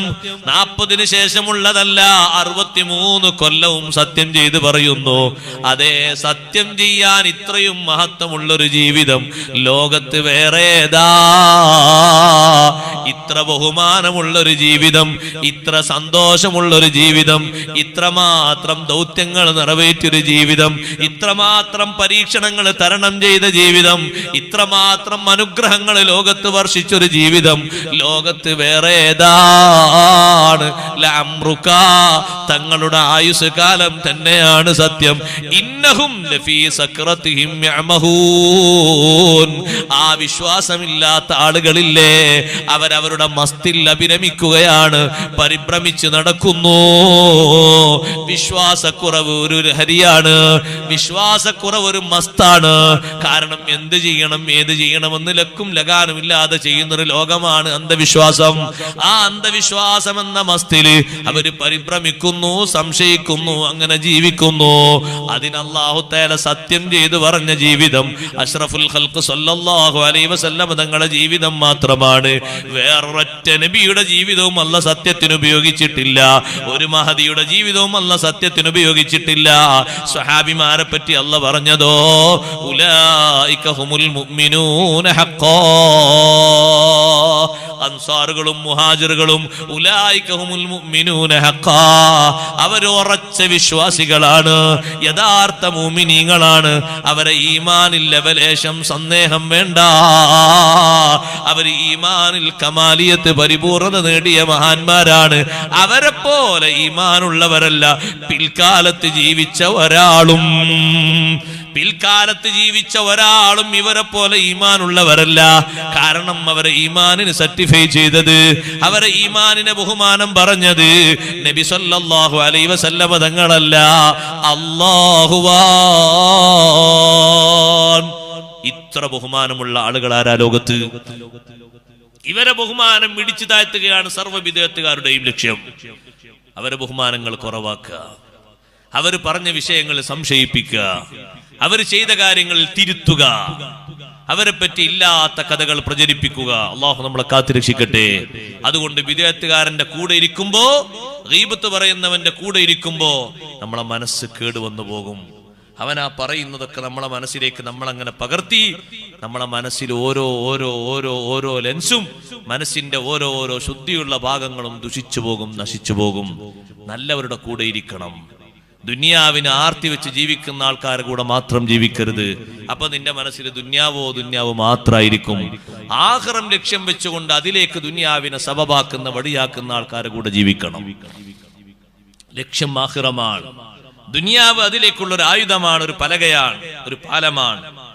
ആ പാലത്തിലൂടെ നടക്കുന്ന ഒരു നടത്തം മാത്രമായിട്ട് ദുനിയാവിനെ കണ്ട് ആഖിറം ലക്ഷ്യമാക്കുന്ന മഹാന്മാരുടെ കൂടെയാണ് ജീവിക്കേണ്ടത്. അവരെ കൂടെയാണ് പിൻപറ്റേണ്ടത്, അവരെയാണ് നോക്കി പഠിക്കേണ്ടത്, അവരെയാണ് എല്ലാ അർത്ഥത്തിലും സ്വീകരിക്കേണ്ടത്. കഴിഞ്ഞുപോയ മഹാന്മാരെ മുഴുവനും അങ്ങനെ മുറുകെ പിടിച്ചോളൂ. അവർക്ക് അല്ലാഹു തആല ദുനിയാവ് ഇഷ്ടം പോലെ കൊടുത്തിട്ടും ദുനിയാവ് മുഴുവനും ദുനിയാവിന്റെ ആവശ്യങ്ങൾക്ക് വേണ്ടി ഉപയോഗിക്കാതെ ആഖിറത്തിലേക്കുള്ള വസീലയായി ദുനിയാവ് കണ്ട് ജീവിച്ച് ആഖിറം കരഗതമാക്കിയ മഹാന്മാരാണ്. രാജാക്കന്മാര് പോലും അത്തരത്തിലുള്ള മഹാന്മാരുടെ സവിധത്തിൽ ചെന്നിരുന്ന് നിർദ്ദേശം കേട്ടുപോയി. പിന്നെ അവരടുത്തേക്ക് പോയിരിക്കുന്നത് പതിവായി പോയി. അവരോട് സുഹബത്തിലായി ജീവിച്ചിട്ട് അവരുടെ രാജകീയമായ പദവിയെക്കാളും വലുത് ആഖിറമാണെന്ന് മനസ്സിലാക്കി പോയി. ദുനിയാവ് മാത്രം ചിന്തയുള്ള ആളുകൾക്ക് ദീന് കുറഞ്ഞു പോകും, ആഖിറം കുറഞ്ഞു പോകും, അതിലേക്കുള്ള വാസന കുറഞ്ഞു പോകും. നിങ്ങൾ കണ്ടില്ലേ, മാലിക് ഇബ്നു ദീനാർ റളിയല്ലാഹു അൻഹു പഠിപ്പിച്ചൊരു വാചകം, ഓ മനുഷ്യാ, ഇന്നക അൻ തഹ്മിലൽ അഹ്ജാറ മഅൽ അബ്റാരി ഖൈറും മിൻ അൻ തകുലൽ ഖബീസ മഅൽ ഫുജ്ജാർ. നിസ്കരിക്കാത്തവന്റെ കൂടെ, നോമ്പ് നോൽക്കാത്തവന്റെ കൂടെ, ഉമ്മമാരെ തലമറക്കാത്തവളെ കൂടെ, സദാസമയത്തും ചുണ്ടിന് പുരട്ടേണ്ട ആയുധവും വാങ്ങിയിട്ട് പുരട്ടി നടക്കുന്ന പെണ്ണിന്റെ കൂടെ, ഹരവസ്ത്രവും പെരുവസ്ത്രവും മുക്കാൽ വസ്ത്രവുമായി നടക്കുന്നവരെ കൂടെ ജീവിച്ച് ഹോട്ടലിലും മറ്റും കയറി നല്ല ഭക്ഷണം കഴിക്കുന്നതിനേക്കാളും നല്ലത് ഇന്നക അൻ തഖുലൽ അഹ്ജാറ മഅൽ അബ്റാർ, മഹത്തുക്കളെ കൂടെ നീ കല്ലേറ്റി കൊണ്ടുപോകുന്നതാണ്. ഖൈറുൻ, നിനക്ക് ഏറ്റവും ഉത്തമം, മിന്നൻ തഖുലൽ ഖബീസ മഅൽ ഫുജ്ജാർ, ദുഷിച്ച പ്രവർത്തനങ്ങളും ജീവിത രീതികളുമായി ജീവിക്കുന്ന മോഡേണിസ്റ്റുകളായ ആളുകളുടെ കൂടെ നല്ല പലഹാരം ഭക്ഷിക്കുന്നതിനേക്കാൾ, ജ്യൂസ് കുടിക്കുന്നതിനേക്കാൾ, വാഹനത്തിൽ കറങ്ങുന്നതിനേക്കാൾ നിനക്ക് ഏറ്റവും നല്ലത് നല്ല മഹത്തുക്കളെ കൂടെ കല്ല് ചുമക്കലാ. കല്ല് ചുമക്കാൻ എന്തൊരു സാഹസികതയുണ്ട്. പക്ഷേ നല്ലവരെ കൂടെ കല്ല് ചുമന്നോളൂ.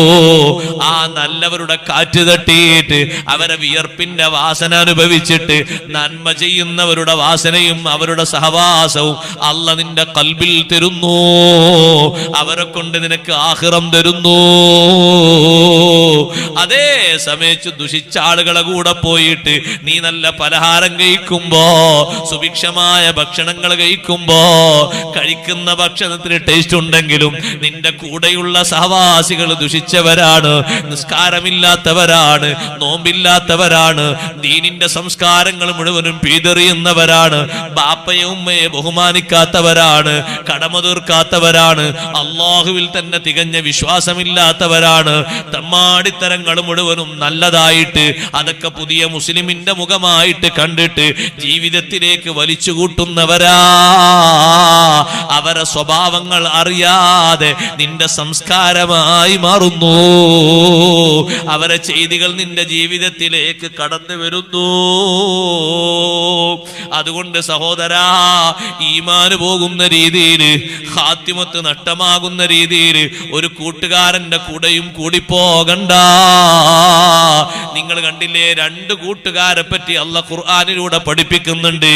ഒരു കൂട്ടുകാരന്റെ കാരണം കൊണ്ട് മറ്റേ കൂട്ടുകാരന്റെ ഈമാന് പോയി. എന്താണ് അല്ലാഹു തആല പഠിപ്പിക്കുന്ന പാഠം? അതിന്റെ ആയത്തുകളും വിഷയങ്ങളൊക്കെ പറയുന്നതിന്റെ മുമ്പ് അഷ്റഫുൽ ഖൽഖ് റസൂലുള്ളാഹി സ്വല്ലല്ലാഹു അലൈഹി വസല്ലം തങ്ങൾ ഒരു സ്വഭാവമുണ്ട്. മക്കയിലും ആ സ്വഭാവമുണ്ട്, മദീനയിലും ഒരു സ്വഭാവമുണ്ട്. ആര് ഭക്ഷണം ഉണ്ടാക്കി തങ്ങളെ ക്ഷണിച്ചാലും അത് ചെറിയ ആളാകട്ടെ വലിയ ആളാകട്ടെ, തൊഴിലാളിയാകട്ടെ പാവപ്പെട്ടവനാകട്ടെ മുതലാളിയാകട്ടെ, ക്ഷണം സ്വീകരിച്ച് തങ്ങൾ പോകുന്നൊരു പതിവുണ്ട്. ഉമയ്യത്ത് ബിൻ ഖലഫ് എന്ന് പറയുന്ന മനുഷ്യൻ നബി സല്ലല്ലാഹു അലൈഹി വസല്ലം തങ്ങൾ ഒരു സദ്യക്ക് ക്ഷണിച്ചു. തങ്ങൾ പോയി കൊടുത്തു, ഭക്ഷണം കഴിച്ചു വന്നു. രണ്ടാമതും തങ്ങളെ ക്ഷണിച്ചു. തങ്ങൾ രണ്ടാമതും അങ്ങനെ വേറൊരു ദിവസം പോയി. മൂന്നാമത് വേറൊരു ഘട്ടത്തിൽ ക്ഷണിക്കാമെന്നപ്പോ, നിങ്ങൾ വിളിക്കുന്നിടത്തേക്കൊക്കെ ഞാൻ വരുന്നില്ലേ, ഞാൻ വിളിക്കുന്ന ദീനിലേക്ക് നിങ്ങൾക്കൊന്ന് വന്നുകൂടെ, സത്യമാണെന്ന് നിങ്ങൾക്ക് മനസ്സിലായിട്ടും എന്തിനാണ് ഈ മാത്സര്യം ദാരിദ്ര്യബുദ്ധി. അതുകൊണ്ട് അള്ളാഹുവിലുള്ള വിശ്വാസവും ഞാൻ അള്ളാഹുവിന്റെ റസൂലാണെന്നും നിങ്ങൾ ഉറച്ച് ഉച്ചസ്ഥരം പ്രഖ്യാപിച്ചാലേ ഞാൻ നിങ്ങളെ കൂടെ വന്ന് ഭക്ഷണം കഴിക്കൂ. ബോധ്യമായിട്ടും നിങ്ങൾ എന്തിന് പിന്തിരിയണം? അതുകൊണ്ടതാ മനുഷ്യൻ നബി സല്ലല്ലാഹു അലൈഹി വസല്ലം തങ്ങളോട് സത്യസാക്ഷ്യ വചനം ചൊല്ലി. അള്ളാഹുവിന്റെ റസൂൽ ആ വീട്ടിൽ പോയി ഭക്ഷണം കഴിച്ച് തിരിച്ചു വന്നപ്പോ ഈ ഉമയ്യത്തിന്റെ ഒരു കൂട്ടുകാരനുണ്ട്. കൂട്ടുകാരന്റെ പേരാണ് വലീദ്. വലീദ് ആ സദ്യയിൽ പങ്കെടുത്തിരുന്നില്ല, അയാൾ പുറത്തെവിടെയോ ആയിരുന്നു. നാട്ടിൽ വന്നപ്പോ ജനങ്ങൾ പറഞ്ഞു, വലീദേ, നിന്റെ കൂട്ടുകാരൻ ഉമയ്യത്ത് മുസ്ലിമായി പോയി. വലീദ് പറഞ്ഞു, അങ്ങനെ സംഭവിക്കാൻ സാധ്യതയില്ലല്ലോ. ഉണ്ട്, നിനക്കറിയുമോ, നിന്റെ കൂട്ടുകാരൻ ഭക്ഷണം ഉണ്ടാക്കിയിട്ട് മുഹമ്മദുർ റസൂലുള്ളാഹി സ്വല്ലല്ലാഹു അലൈഹി വസല്ലം നിങ്ങളെ വിളിക്കാൻ പോയി. ആദ്യഘട്ടത്തിൽ വന്ന് ഭക്ഷണം കഴിച്ചു. രണ്ടാമതും കുറെ നാളുകൾ കഴിഞ്ഞൊരു സദ്യ ഉണ്ടാക്കിയപ്പോ ഭക്ഷണത്തിന് വിളിക്കാൻ പോയി. അപ്പൊ ഈ നബി തങ്ങൾ ക്ഷണം സ്വീകരിച്ചു പോയി. മൂന്നാമത് അള്ളാഹുവിന്റെ വിശ്വാസവും നബി തങ്ങളുടെ വിശ്വാസവും ഒക്കെ പ്രഖ്യാപിക്കാൻ വേണ്ടി വിശദമായി ഇസ്ലാമിനെ പറ്റി ബോധ്യപ്പെട്ടിട്ടും നീ എന്തിനു മാറി നിൽക്കണമെന്ന് പറഞ്ഞപ്പോ, വലീദേ, നിന്റെ കൂട്ടുകാരൻ ഷഹാദത്ത് കലിമ ചൊല്ലിപ്പോയി. വലീദ് പറഞ്ഞു, അങ്ങനെ സംഭവിച്ചോ? സംഭവിച്ചിട്ടുണ്ട്. ഞാൻ എന്റെ കൂട്ടുകാരനെ കാണട്ടെ. വലീദ് പോയിട്ട് ഉമ്മയ്യത്തിനോട് പറഞ്ഞു, നീ ഷഹാദത്ത് ഇല്ലയോ? അപ്പൊ ഉമ്മയ്യത്തൊന്നും ഉണ്ടെന്നില്ല. അത് ചോദിച്ചതിന് മറുപടി, നീ ഷഹാദത്ത് ചൊല്ലിയോ? ആ, ഞാൻ ചൊല്ലി. എന്തിനാ നീ ചൊല്ലിയത്? അല്ല, എന്റെ വീട്ടിൽ ഞാൻ ഭക്ഷണത്തിന് ക്ഷണിച്ചിട്ട് വീട്ടിൽ വന്നിട്ട് ക്ഷണം സ്വീകരിച്ച് വീട്ടിൽ വന്ന് ഭക്ഷണം കഴിക്കാതിരിക്കാന്ന് പറഞ്ഞാല് നമ്മളെപ്പോലത്തെ ആൾക്കാർക്ക് ഒരു മാനക്കേടല്ലേ? ഒരാൾ വന്ന് ഭക്ഷണം കഴിക്കാതെ തിരിച്ചു പോകാന്നാണ്. ക്ഷണം സ്വീകരിച്ചിട്ട് വരാം, പക്ഷെ ഭക്ഷണം കഴിക്കൂല, ഞാൻ തിരിച്ചു പോരെന്ന് പറഞ്ഞാൽ അതൊരു വലിയ വിഷമല്ലേ? അപ്പൊ ഞാൻ അങ്ങനെ ഷഹാദത്ത് ചൊല്ലി. നീ ചൊല്ലില്ലേ? ആ, ചൊല്ലി. ഞാനും നീയുമായിട്ടൊരു ബന്ധമില്ല. നമ്മള് ഫ്രണ്ട്സുകളല്ലേ, നമ്മള് കൂട്ടുകാരല്ലേ, നമ്മളെ ബന്ധം വിടാറില്ല. ഞാൻ നിന്നായിട്ട് ബന്ധം വേണോ? നീ തിരിച്ചു പോയിട്ട് ആ ഇസ്ലാം അങ്ങോട്ട് തിരിച്ചു കൊടുക്കണം.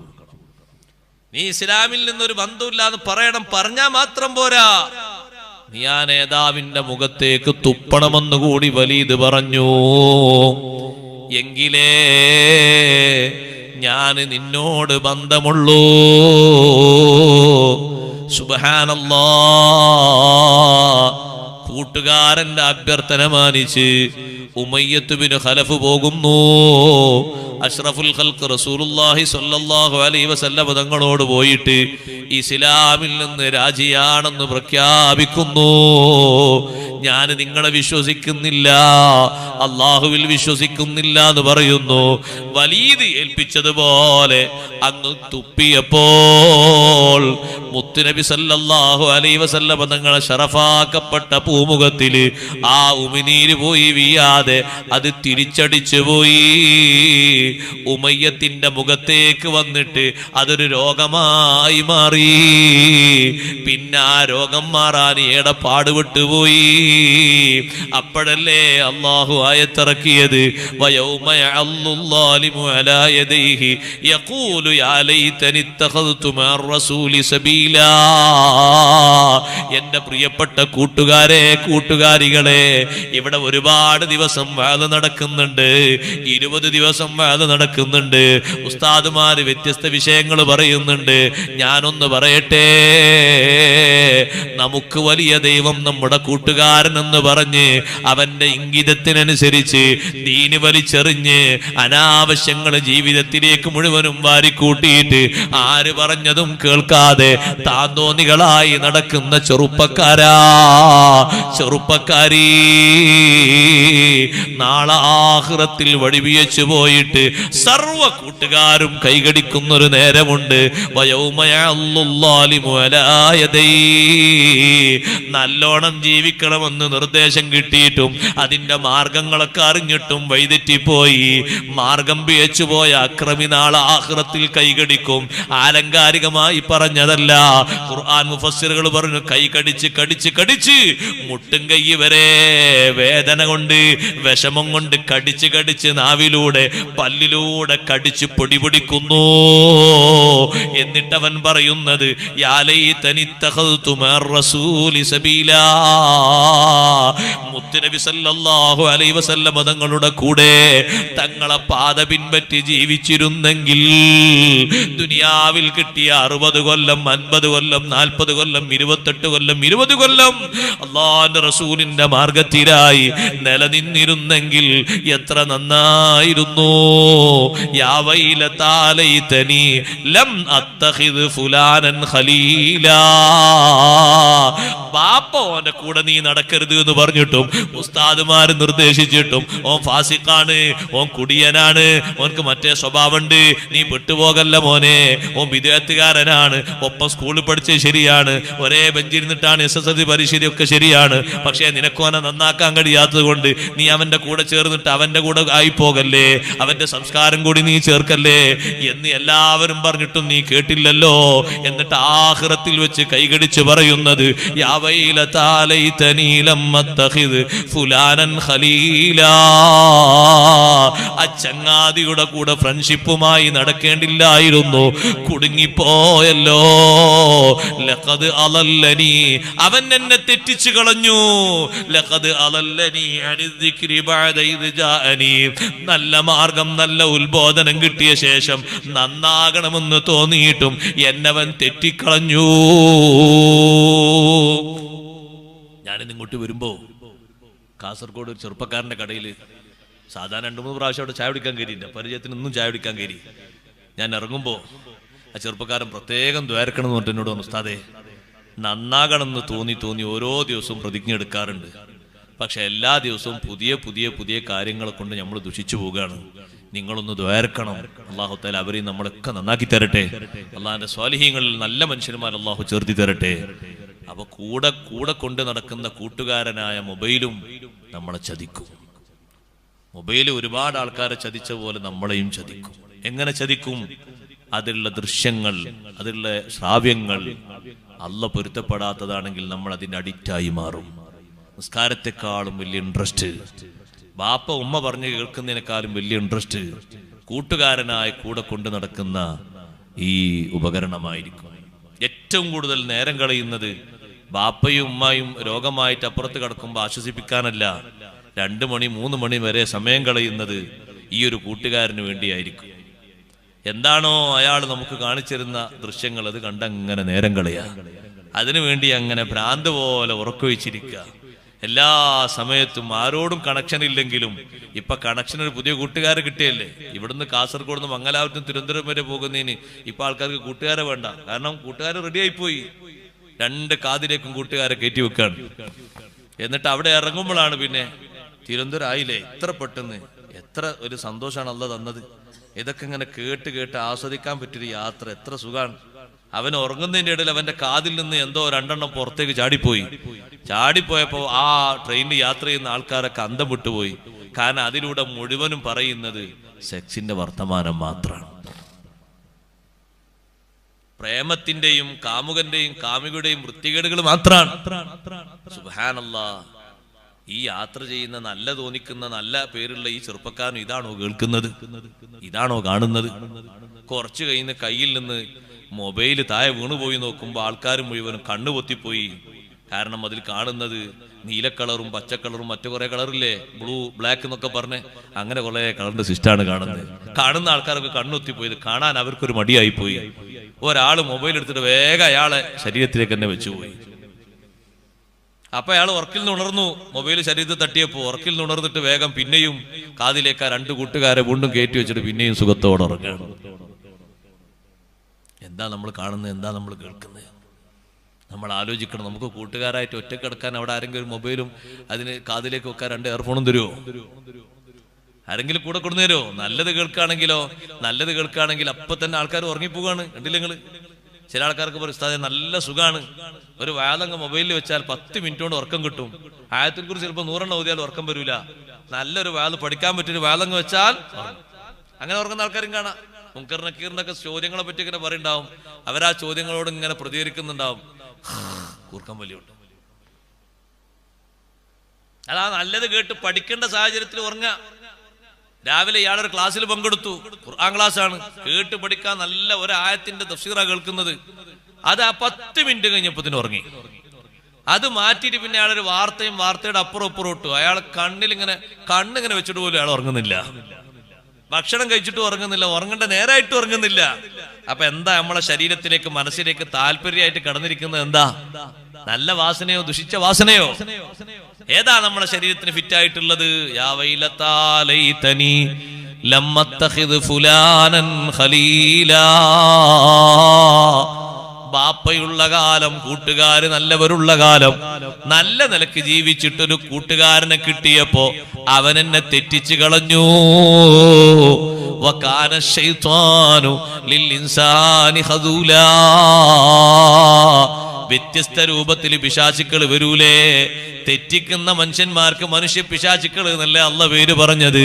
അങ്ങനത്തെ കൂട്ടുകാരെയല്ലേ കിട്ടിപ്പോയത്. സുബ്ഹാനല്ലാഹ്.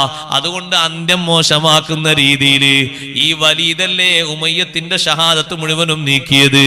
നല്ല നിലക്ക് മരിച്ചുകൊണ്ട് ആ മനുഷ്യനെ കുഫറിലേക്ക് മാറ്റിയത് വലീദല്ലേ. അവന്റെ ഫ്രണ്ട്ഷിപ്പ് വിടാൻ പറ്റൂല എന്ന് കരുതിയിട്ടല്ലേ അഷ്ഹദു ചൊല്ലിയ നാവ് കൊണ്ട് അത് പിൻവലിച്ചു പോയത്. എത്രമാത്രം വലിയ സങ്കടകരമാ. അതാ രണ്ട് കൂട്ടരിൽ മാത്രം ഒതുങ്ങണ്ട. എത്ര ആളുകള് ആ രൂപത്തില് ബാപ്പയെയും ഉമ്മയെയും അകറ്റിയിട്ട് വാദനാ സ്വദീഖഹു വഅഖ്സാ അബാ, കൂട്ടുകാരന്റെ സിദ്ധാന്തം സ്വീകരിച്ച് ബാപ്പയെ അകറ്റി നിർത്തി, ഉമ്മയോട് പിണങ്ങിപ്പോയി എന്ന് ആഖിർ സമാനിൽ വരുന്ന ആളുകൾക്ക് അടയാളം പറഞ്ഞ കൂട്ടത്തിൽ അങ്ങനൊരു അടയാളവും നബി സല്ലല്ലാഹു അലൈഹി വസല്ലം എണ്ണിയിട്ടുണ്ടല്ലോ. വഅദ്നാ സ്വദീഖഹു വഅഖ്സാ അബാ വജഫാ ഉമ്മാ. ഉമ്മാനോടും അപ്പാനോടും തെറ്റി, കൂട്ടുകാരൻ അടുപ്പിച്ച് നിർത്തി. അവൻ പറയുന്നത് മുഴുവനും സ്വീകരിച്ചു, കൂട്ടുകാരി പറയുന്നത് സ്വീകരിച്ചു. വീട്ടിൽ നിന്ന് പുറത്തിറങ്ങിപ്പോയി. ആരും തെരഞ്ഞിട്ടോ വന്നിട്ടോ വിളിച്ചിട്ടോ വന്നില്ല.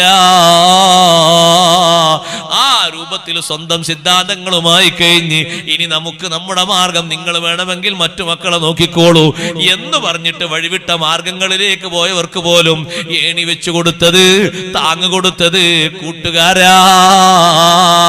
അതുകൊണ്ടാണ് ഉമറുൽ ഖാഹിരി റഹ്മത്തുള്ളാഹി അലൈഹി പോലത്തെ മഹാന്മാര്, സദഖത്തുൽ ഖാഹിൽ ഖാഹിരിയെ പോലത്തെ മഹാന്മാര്, മറ്റു പല മഹാന്മാരും നമ്മോട് നിർദ്ദേശിച്ച നിർദ്ദേശം അതാണ്. ഖല്ലി ഖില്ലി ഖുല്ലത്തൽ ഖിദ്ലാനി ഖൗഫൽ ഖാതിമാ ഖാലിൽ ഖലീലൻ ഖാമിലൽ വസ്ഫി മിനൽ ഖൽഖാലി ഖാൽ.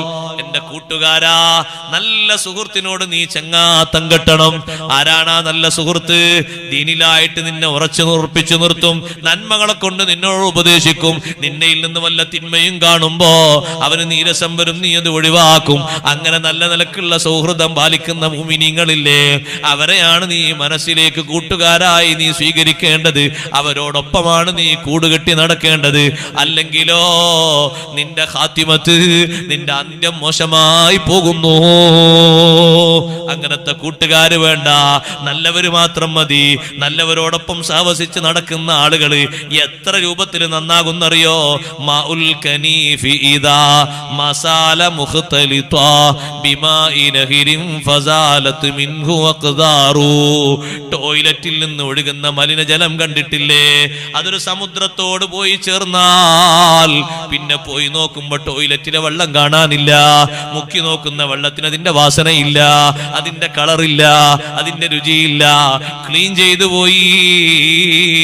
നല്ലവരോടൊപ്പം സാവസിക്കുമ്പോ നിന്റെ ലാഹിറും ബാത്തിനും അവര് നന്നാക്കി പോയി.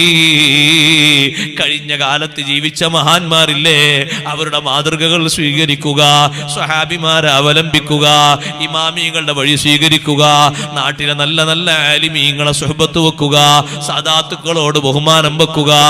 നമുക്ക് ഖൈറ് മാത്രം തരുന്ന, ഒരു ഷർറും തരാത്ത മഹാന്മാരാണ് മറപെട്ട് കിടക്കുന്ന മഹാന്മാർ.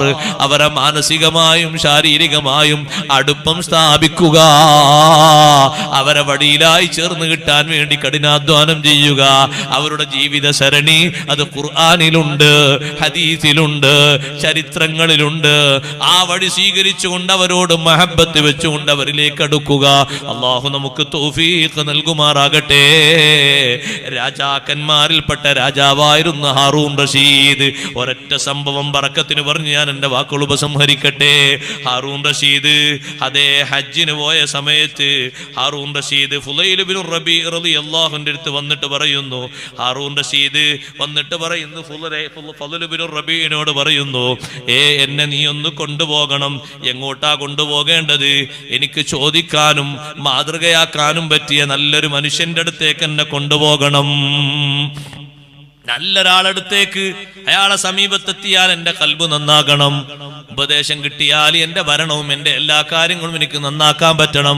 അങ്ങനെ നല്ല സഹവാസത്തിന് പറ്റിയ ഒരാളെ ഈ മക്കയിൽ നീ കാണിച്ചു തന്ന ഉപദേശം എനിക്ക് കിട്ടണം. ഫദ്ൽ ബിൻ റബീ റളിയല്ലാഹു അൻഹു പറയുന്നു, ഇവിടെ സുഫിയാൻ ബിൻ ഉയൈന റളിയല്ലാഹു അൻഹു ഉണ്ട്. ഒരുപാട് വലിയ വലിയ മുഹദ്ദിസുകളുടെ ഉസ്താദാണ് സുഫിയാൻ ബിൻ ഉയൈന റളിയല്ലാഹു അൻഹു. നമുക്ക് അങ്ങോട്ട് പോകാം.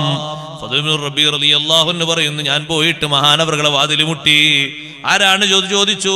അമീറുൽ മുഅ്മിനീൻ ഭരണാധികാരി വന്നിട്ടുണ്ട്.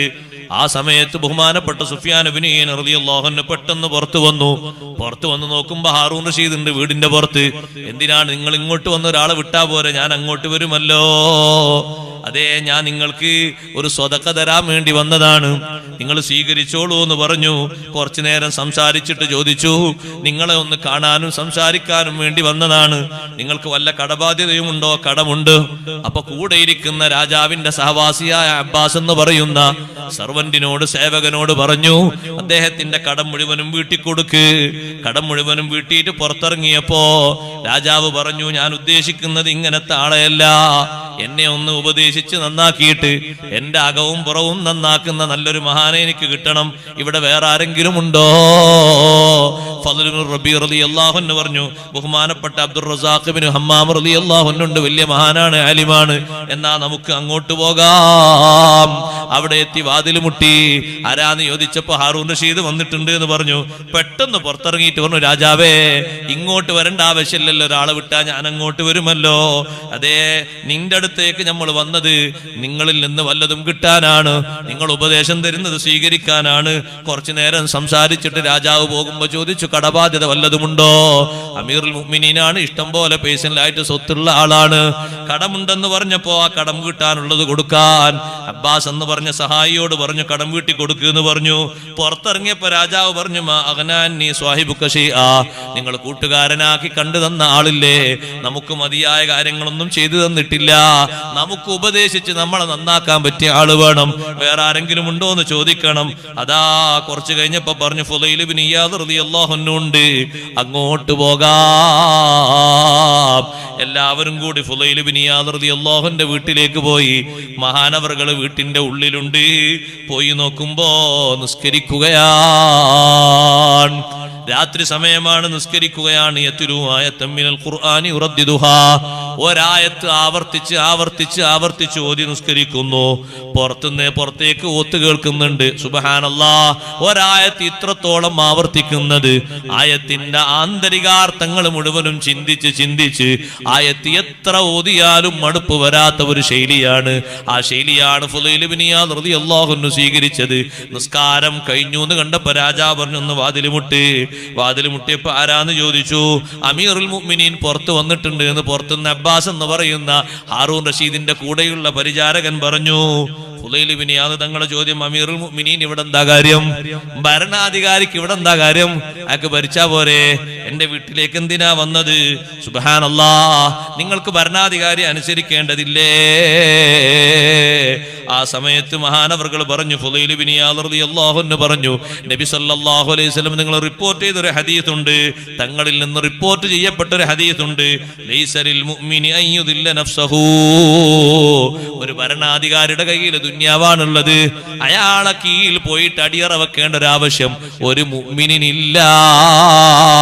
എന്തെങ്കിലും ആവശ്യമുണ്ടെങ്കിൽ ഇങ്ങോട്ട് വന്നോട്ടെ, അങ്ങോട്ട് പോയി കാല് പിടിക്കേണ്ട ആളൊന്നുമല്ല ഭരണാധികാരി. അയാൾക്കല്ല ദുനിയാവിൽ അധികാരവും സ്വത്തുവല്ലേ കൊടുത്തത്, അയാൾ ഭരണം നടത്തിക്കോട്ടെ, നമുക്ക് തകരാറില്ല. അമീറുൽ മുഅ്മിനീൻ ഹാറൂൻ റഷീദ് പറഞ്ഞു, ഇതേ ആളെയാണ് കിട്ടേണ്ടത്. മുറിയിലേക്ക് കയറിപ്പോയി. മുറിയിലേക്ക് രാജാവ് എത്തിയപ്പോ ഹാറൂൻ റഷീദ് റൂമിലേക്ക് വന്നപ്പോ ബഹുമാനപ്പെട്ട ഫുളൈൽ ഇബ്നു ഇയാദ് തങ്ങൾ വിളക്കങ്ങ് കെടുത്തി. പിന്നേതാ റൂമിന്റെ ഒരു മൂലയിലേക്ക് ചെന്നു. ഞങ്ങൾ രാജാവിന്റെ കൂടെ കുറെ ആളുകളുണ്ട്, മഹാനായ ഫുളൈൽ ഇബ്നു ഇയാദ് തങ്ങൾക്ക് കൈ കൊടുക്കാൻ. കൈ കാണണ്ടേ? ചെറിയൊരു വെളിച്ചത്തിൽ രാജാവ് മഹാനവറുകളെ കണ്ടെത്തി. അങ്ങനെ കൈ പിടിച്ചു മുസാഫഹത്ത് ചെയ്തു. എന്നിട്ട് പറഞ്ഞു, ഹാറൂൻ റഷീദിന്റെ കൈ പിടിച്ചിട്ട് ഫുളൈൽ ഇബ്നു ഇയാദ് തങ്ങൾ പറഞ്ഞു, എന്ത് നല്ല മാർദ്ദവമുള്ള കൈയാണ്. കാരണം പണിയെടുത്ത് പരിചയം ഉണ്ടാകൂലല്ലോ, രാജാവല്ലേ. നല്ല മിനുമിനുത്തമുള്ള കൈയാണ്. ഇന്നജത്ത് ഖദം മിൻ അദാബില്ലാ, നാളെ അള്ളാന്റെ ശിക്ഷയിൽ നിന്ന് ഈ കൈയിന് മോചനം കിട്ടിയാൽ, കേടുപാടുകളൊന്നുമില്ലാതെ രക്ഷപ്പെട്ട് കിട്ടിയാൽ സന്തോഷം തന്നെ. അതല്ല, ഈ കൈ കൊണ്ട് എഴുതിയതും കൊടുത്തതും വാങ്ങിയതും നീതിപൂർവകമല്ലെങ്കിൽ ഈ കൈയിന്റെ മിനുസം പോയിട്ട് ഈ കൈയിന് ഏൽക്കേണ്ട ശിക്ഷയെ പറ്റി ചിന്തിക്കാവതല്ല. അപ്പൊ കൂടെ നിൽക്കുന്ന ഒരാൾ പറഞ്ഞു, ഇന്നേതായാലും രാജാവിന് നല്ല ഒരു സംസാരം കിട്ടും. തഖ്വയുള്ള ഒരു മനുഷ്യന്റെ വർത്തമാനമാണല്ലോ കേട്ടത്. ഇന്നേതായാലും രാജാവിന് ചോദ്യത്തിനും ഉത്തരത്തിനും അകവും പുറവും ഒക്കെ നന്നാകുന്ന നല്ല ഒരു സഹവാസമാണ് കിട്ടിയത്.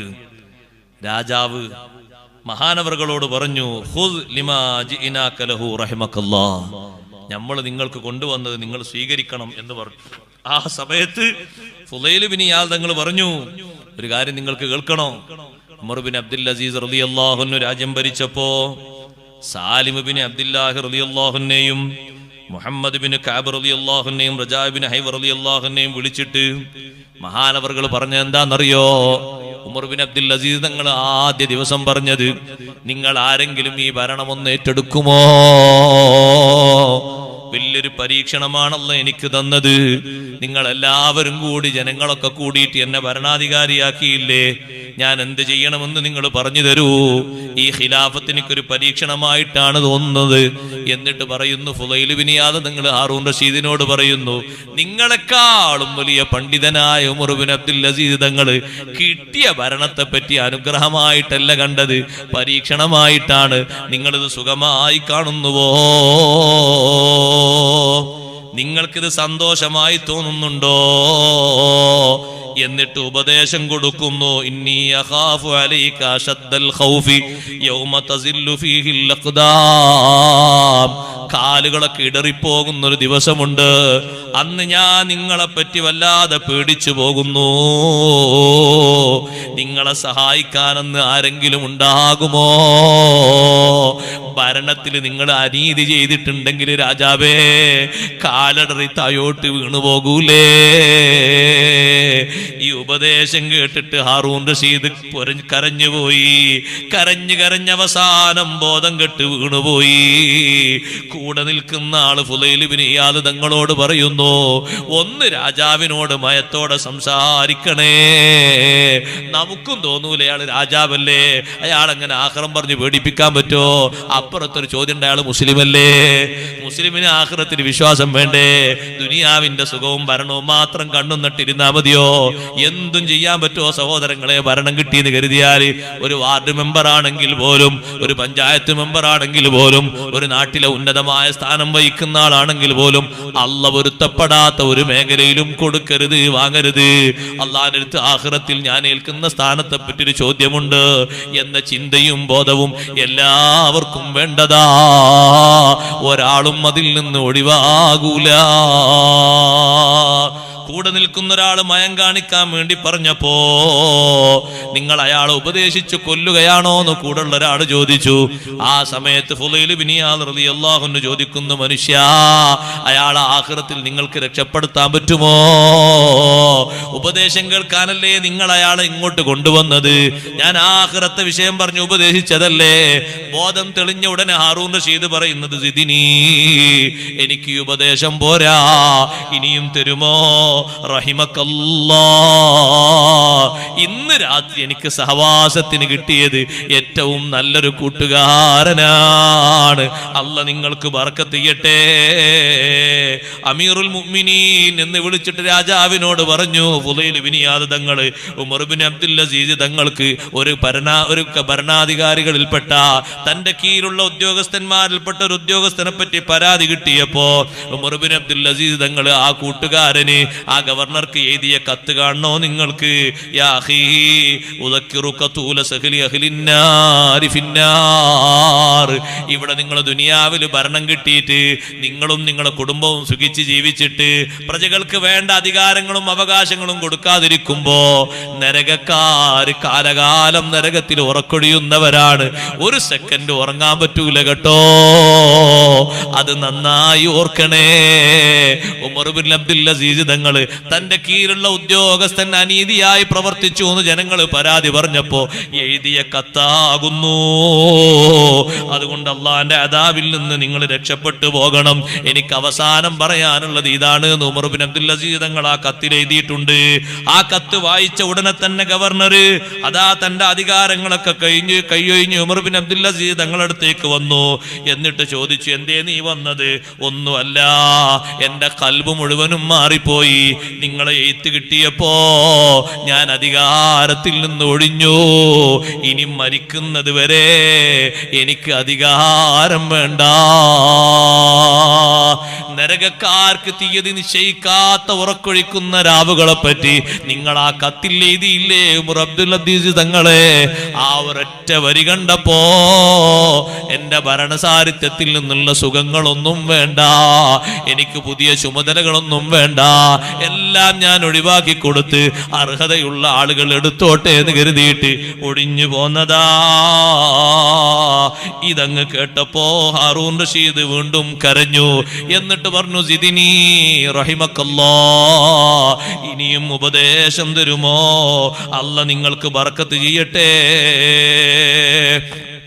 അപ്പൊ അവസാനം കൊടുത്ത ഉപദേശം, രാജാവേ, അഷ്റഫുൽ ഖൽഖ് സല്ലല്ലാഹു അലൈഹി വസല്ലം തങ്ങളുടെ ഉപ്പാന്റെ സഹോദരനായ അബ്ബാസ് റളിയല്ലാഹു അൻഹു നബി സല്ലല്ലാഹു അലൈഹി വസല്ലം തങ്ങൾ അടുത്ത് വന്നിട്ട് പറഞ്ഞു, അമ്മിർനി അലാ ഇമാറ, എനിക്കൊരു ഭരണാധികാരം തരണമെന്ന് പറഞ്ഞപ്പോ നബി സല്ലല്ലാഹു അലൈഹി വസല്ലം തങ്ങൾ പറഞ്ഞു, ഇന്നൽ ഇമാറത ഹസ്റത്തുൻ വനദാമത്തുൻ യൗമൽ ഖിയാമ. നേർക്ക് നേരെ കൊണ്ടുപോയിട്ടില്ലെങ്കിൽ ഖിയാമത്ത് നാളിൽ അത് ദുഃഖമാണ്, നഷ്ടമാണ് ഭരണാധികാരം എന്നത്. അബ്ബാസ് റളിയല്ലാഹു അൻഹുവോട് പറഞ്ഞു, ഒരു അമീറായി നിൽക്കാതെ ജീവിക്കാൻ പറ്റുമോ? ഒരു ഭരണാധിപനായി നിൽക്കാതെ ജീവിക്കാൻ പറ്റുമോ? എങ്കിൽ അതാണ് നല്ലത്. നിങ്ങൾ കണ്ടില്ലേ, ചില ഭരണാധികാരികളൊക്കെ ഭരണത്തിലേറുന്നതിന്റെ മുമ്പ്, ഞാനൊരാളെയും വ്യക്തിപരമായി വിമർശിക്കുന്നു എന്ന് കരുതരുത്, നമ്മളെ നാട്ടിലുള്ള ഭരണാധികാരികളെ പറ്റിയാണെന്നും വിചാരിക്കണ്ട. ലോകത്ത് കഴിഞ്ഞു പോയ ഭരണാധികാരികളിൽ പലരും ഉണ്ട്. കേറുന്ന സമയത്ത് നല്ല വാഗ്ദാനങ്ങൾ പറയും, കേറിക്കഴിഞ്ഞാൽ പിന്നെ പറഞ്ഞത് ഓർമ്മയില്ല, ജനങ്ങൾക്ക് എഴുതി കൊടുത്ത് ഓർമ്മയില്ല, പല ആളുകളോടും പറഞ്ഞ വാഗ്ദാനങ്ങൾ മറന്നുപോയി. അതുകൊണ്ട് പറയുന്നു, അബ്ബാസേ, ഭരണാധികാരിയാകാതെ ജീവിക്കാൻ പറ്റുമോ? അങ്ങനെ നോക്കിക്കോ. ഹാറൂൻ റഷീദിന് രാത്രി അന്തപ്പാതിര സമയത്ത് കൊടുക്കുന്ന ഉപദേശമാണ്. എന്നിട്ട് പറഞ്ഞു, സിദിനി റഹിമക്കല്ലാ, എനിക്കിനിയും നിങ്ങൾ ഉപദേശം തരണം, ഞാനൊന്ന് നന്നാകട്ടെ. ഒരു ഭരണാധികാരിയാണ് ഈ ചോദിക്കുന്നത്. ഫുളൈൽ ബിൻ ഇയാദ് റളിയല്ലാഹു അൻഹു എന്ന മഹാപണ്ഡിതൻ മക്കയിൽ വെച്ച് ഭരണാധികാരി ഹജ്ജിന് വന്നപ്പോ കണ്ട നേരത്ത് ഉപദേശം തേടിയപ്പോ കൊടുക്കുന്ന ഉപദേശമാണ്. നല്ല മുഖഭംഗി അല്ലാഹ് നിങ്ങൾക്ക് തന്നിട്ടുണ്ടല്ലോ, അതുകൊണ്ട് ഈ സൃഷ്ടികളെ പറ്റി അല്ലാഹു തആല നിങ്ങളോട് ആഖിറത്തിൽ ചോദിക്കും. ഈ സൃഷ്ടിപ്പിനെ പറ്റി അല്ലാഹ് നിങ്ങളോട് ചോദിക്കും. അല്ലാഹ് തന്ന സൃഷ്ടിപ്പ് അല്ലാഹുവിന്റെ മാർഗത്തിൽ നിങ്ങൾ ചെലവഴിച്ചിട്ടുണ്ടോ? ശുക്ർ ചെയ്തിട്ടുണ്ടോ?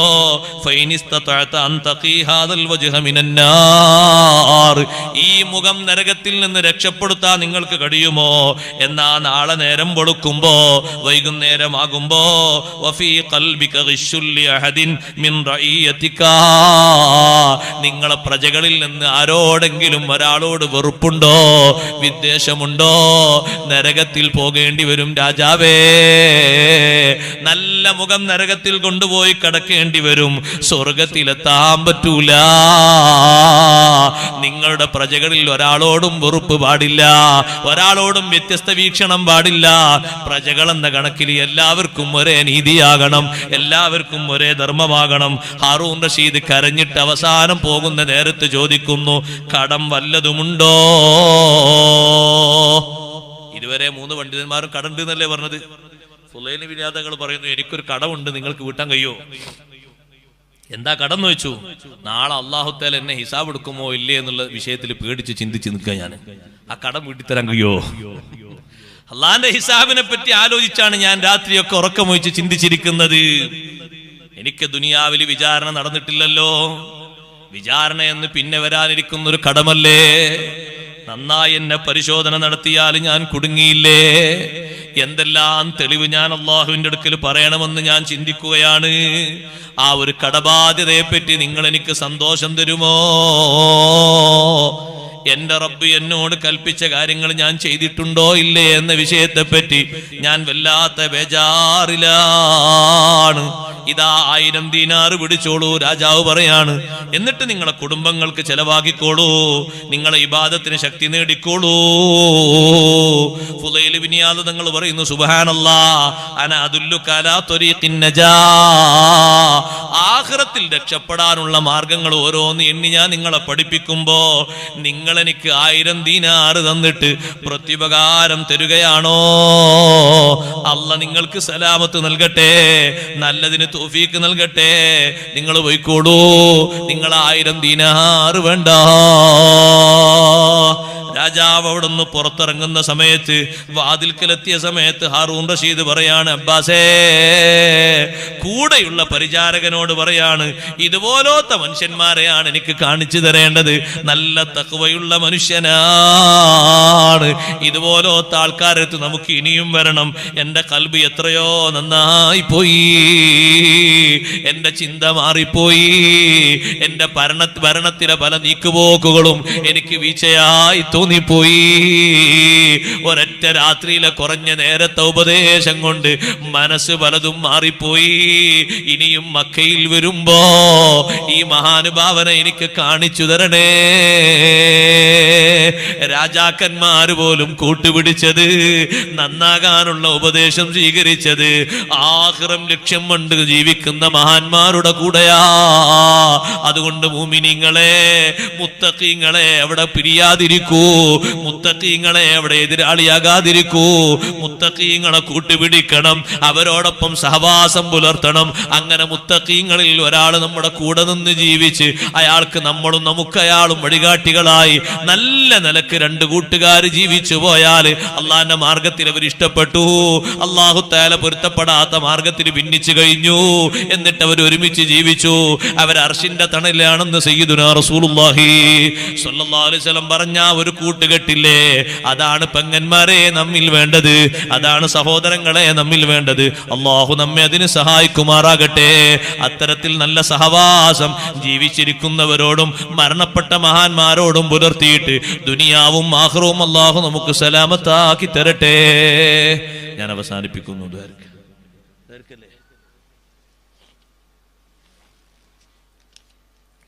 പ്രത്യേകം ദ്വാരക്കാൻ വേണ്ടി അറിയിച്ച ലിസ്റ്റ് കിട്ടിയിട്ടുണ്ട്. ഇൻഷാ അല്ലാഹ് ദ്വാരക്ക് 2-3 ഉള്ളൂ, കുറെ വായിച്ച് നേരമിപ്പിക്കാനില്ല. നടുവളപ്പിലെ മമ്മുഞ്ഞിയുടെ മകൻ അബ്ബാസ് സുഖമില്ലാതെ ആശുപത്രിയിൽ വെന്റിലേറ്ററിലാണ്. BP കുറഞ്ഞ് ആശുപത്രിയിൽ വല്ലാത്ത സീരിയസിലാണ്. അല്ലാഹു തആല പെട്ടെന്ന് ശിഫ കൊടുക്കുമാറാകട്ടെ. ആജിലായ ശിഫ നൽകി നീ അനുഗ്രഹിക്കണേ റഹ്മാനെ. മഹാന്മാരായ മഹത്തുക്കളുടെ സ്വഹാബിമാരുടെയും അവരുടെ കൂടെയുള്ള മഹാന്മാരുടെ ഒക്കെ ബർക്കത്ത് കൊണ്ട് നീ ശിഫ നൽകണേ റഹ്മാനെ. ആക്സിഡന്റിൽപ്പെട്ട് മംഗലാപുരം ഹോസ്പിറ്റലിൽ കഴിയുന്ന ICUലുള്ള അല്ലെ ഉമ്മാക്ക് എത്രയും പെട്ടെന്ന് പരിപൂർണ്ണ സുഖം ലഭിക്കാൻ വേണ്ടി. ഇത് ഇന്നലെ ആക്സിഡന്റ് ആയതാ? പ്രത്യേകം ഉറൂസിലെ ഫൈനാൻസ് കമ്മിറ്റി അംഗത്തിന്റെ ഉമ്മയാണ്. അള്ളാഹുവേ നീ ശിഫ കൊടുക്കണേ റഹ്മാനെ. ആ ഉമ്മാക്ക് പൂർണ്ണ ആരോഗ്യം കൊടുക്കണേ റഹ്മാനെ. നല്ല എളുപ്പത്തിൽ ആ ഉമ്മാക്ക് ആജിലായ ശിഫ കൊടുക്കണേ റഹ്മാനെ. മഹാന്മാരുടെ ബർക്കത്ത് കൊണ്ട് ഈ സദസ്സിൽ മൂമിനീങ്ങൾ മൂമിനാത്തുകളുടെ ആമീന്റെ ബർക്കത്ത് കൊണ്ട് എളുപ്പത്തിൽ ശിഫ കൊടുക്കണേ റഹ്മാനെ. ആ കുടുംബത്തിന് അവർക്ക് ശിഫ കിട്ടിയിട്ട് നല്ല സന്തോഷം നൽകണേ റഹ്മാനെ. ദുആ ചെയ്യാൻ വേണ്ടി ഒരാൾ 200 രൂപ സംഭാവന നീ സ്വീകരിക്കണേ റഹ്മാനെ. ചെയ്ത ഓപ്പറേഷന്റെ വേദന മാറിക്കിട്ടാൻ വേണ്ടി ദ്വാരക്കാൻ അള്ളാഹുവേ നീ പൂർണ്ണ ശിഫ കൊടുക്കണേ റഹ്മാനെ. മരിച്ച ഉമ്മ ഉപ്പാക്ക് വേണ്ടി ദ്വാരക്കാൻ എല്ലാ ആളുകളും ഒരു 3 സ്വലാത്തല്ലി മദ്ഹ് ചൊല്ലി ഇൻഷാ അല്ലാഹ് നമ്മൾ ദ്വാരക്കും. സ്വലാത്തിന് വേണ്ടി ഒന്ന് നിന്നിട്ട് പിന്നെ അവിടെ തന്നെ ഇരുന്നോളൂ. കുറഞ്ഞ ദ്വാ ഞാൻ നടത്തുള്ളൂ. വിശാലമായ ദ്വാകളൊക്കെ പിന്നീട് ദ്വാ സമ്മേളനത്തിലൊക്കെ വരും. അസ്സലാത്തു വസ്സലാമു അലൈക യാ റസൂലല്ലാഹ്. അസ്സലാത്തു വസ്സലാമു عليك يا حبيب الله أحمد الله مصليا مسلما على أحمد والآل والأصحاب من للآل آل. الصلاة والسلام عليك يا رسول الله. الصلاة والسلام عليك يا حبيب الله. أطه قلبي مذ أتيت واديا قاف ما تابعا وداد طه تاليا لي تالي تال. الصلاة والسلام عليك يا رسول الله. الصلاة والسلام عليك يا حبيب الله. الحمد لله الحمد لله رب العالمين حمدا يوافي نعمه ويكافئ مزيده. اللهم صل وسلم وبارك على رسولك سيدنا ومولانا محمد وعلى آله وأصحاب سيدنا ومولانا محمد. അർഹമുർ റഹീമീനായ അല്ലാഹ്, നീ ഏറ്റവും ഇഷ്ടം നൽകിയ മഹാന്മാരുടെ ഹളറത്തിലാണ് ഞങ്ങളുള്ളത്. അല്ലാഹുവേ, സ്വഹാബിമാരിൽപ്പെട്ട വലിയൊരു മഹാനുഭാവൻ ഇവിടെ അന്ത്യവിശ്രമം കൊള്ളുന്നവരെ കൂടെയുള്ള മഹാന്മാരും അവരെ ജാഹു ബറക്കത്ത് കൊണ്ട് ഞങ്ങളെ സദസ്സ് നീ സ്വീകരിക്കണേ റഹ്മാനെ. ദുആന ഖബൂലാക്കണേ അല്ലാഹ്. ഞങ്ങളവരെ ചാരത്ത് എത്തിയ കാരണം കൊണ്ട് ഞങ്ങളെ എല്ലാ വിഷയങ്ങൾക്കും നീ നന്മ നൽകണേ റഹ്മാനെ. സിയാറത്ത് കൊണ്ട് ഈ സദസ്സ് കൊണ്ട് ഞങ്ങളെ ഖൽബ് നന്നാക്കി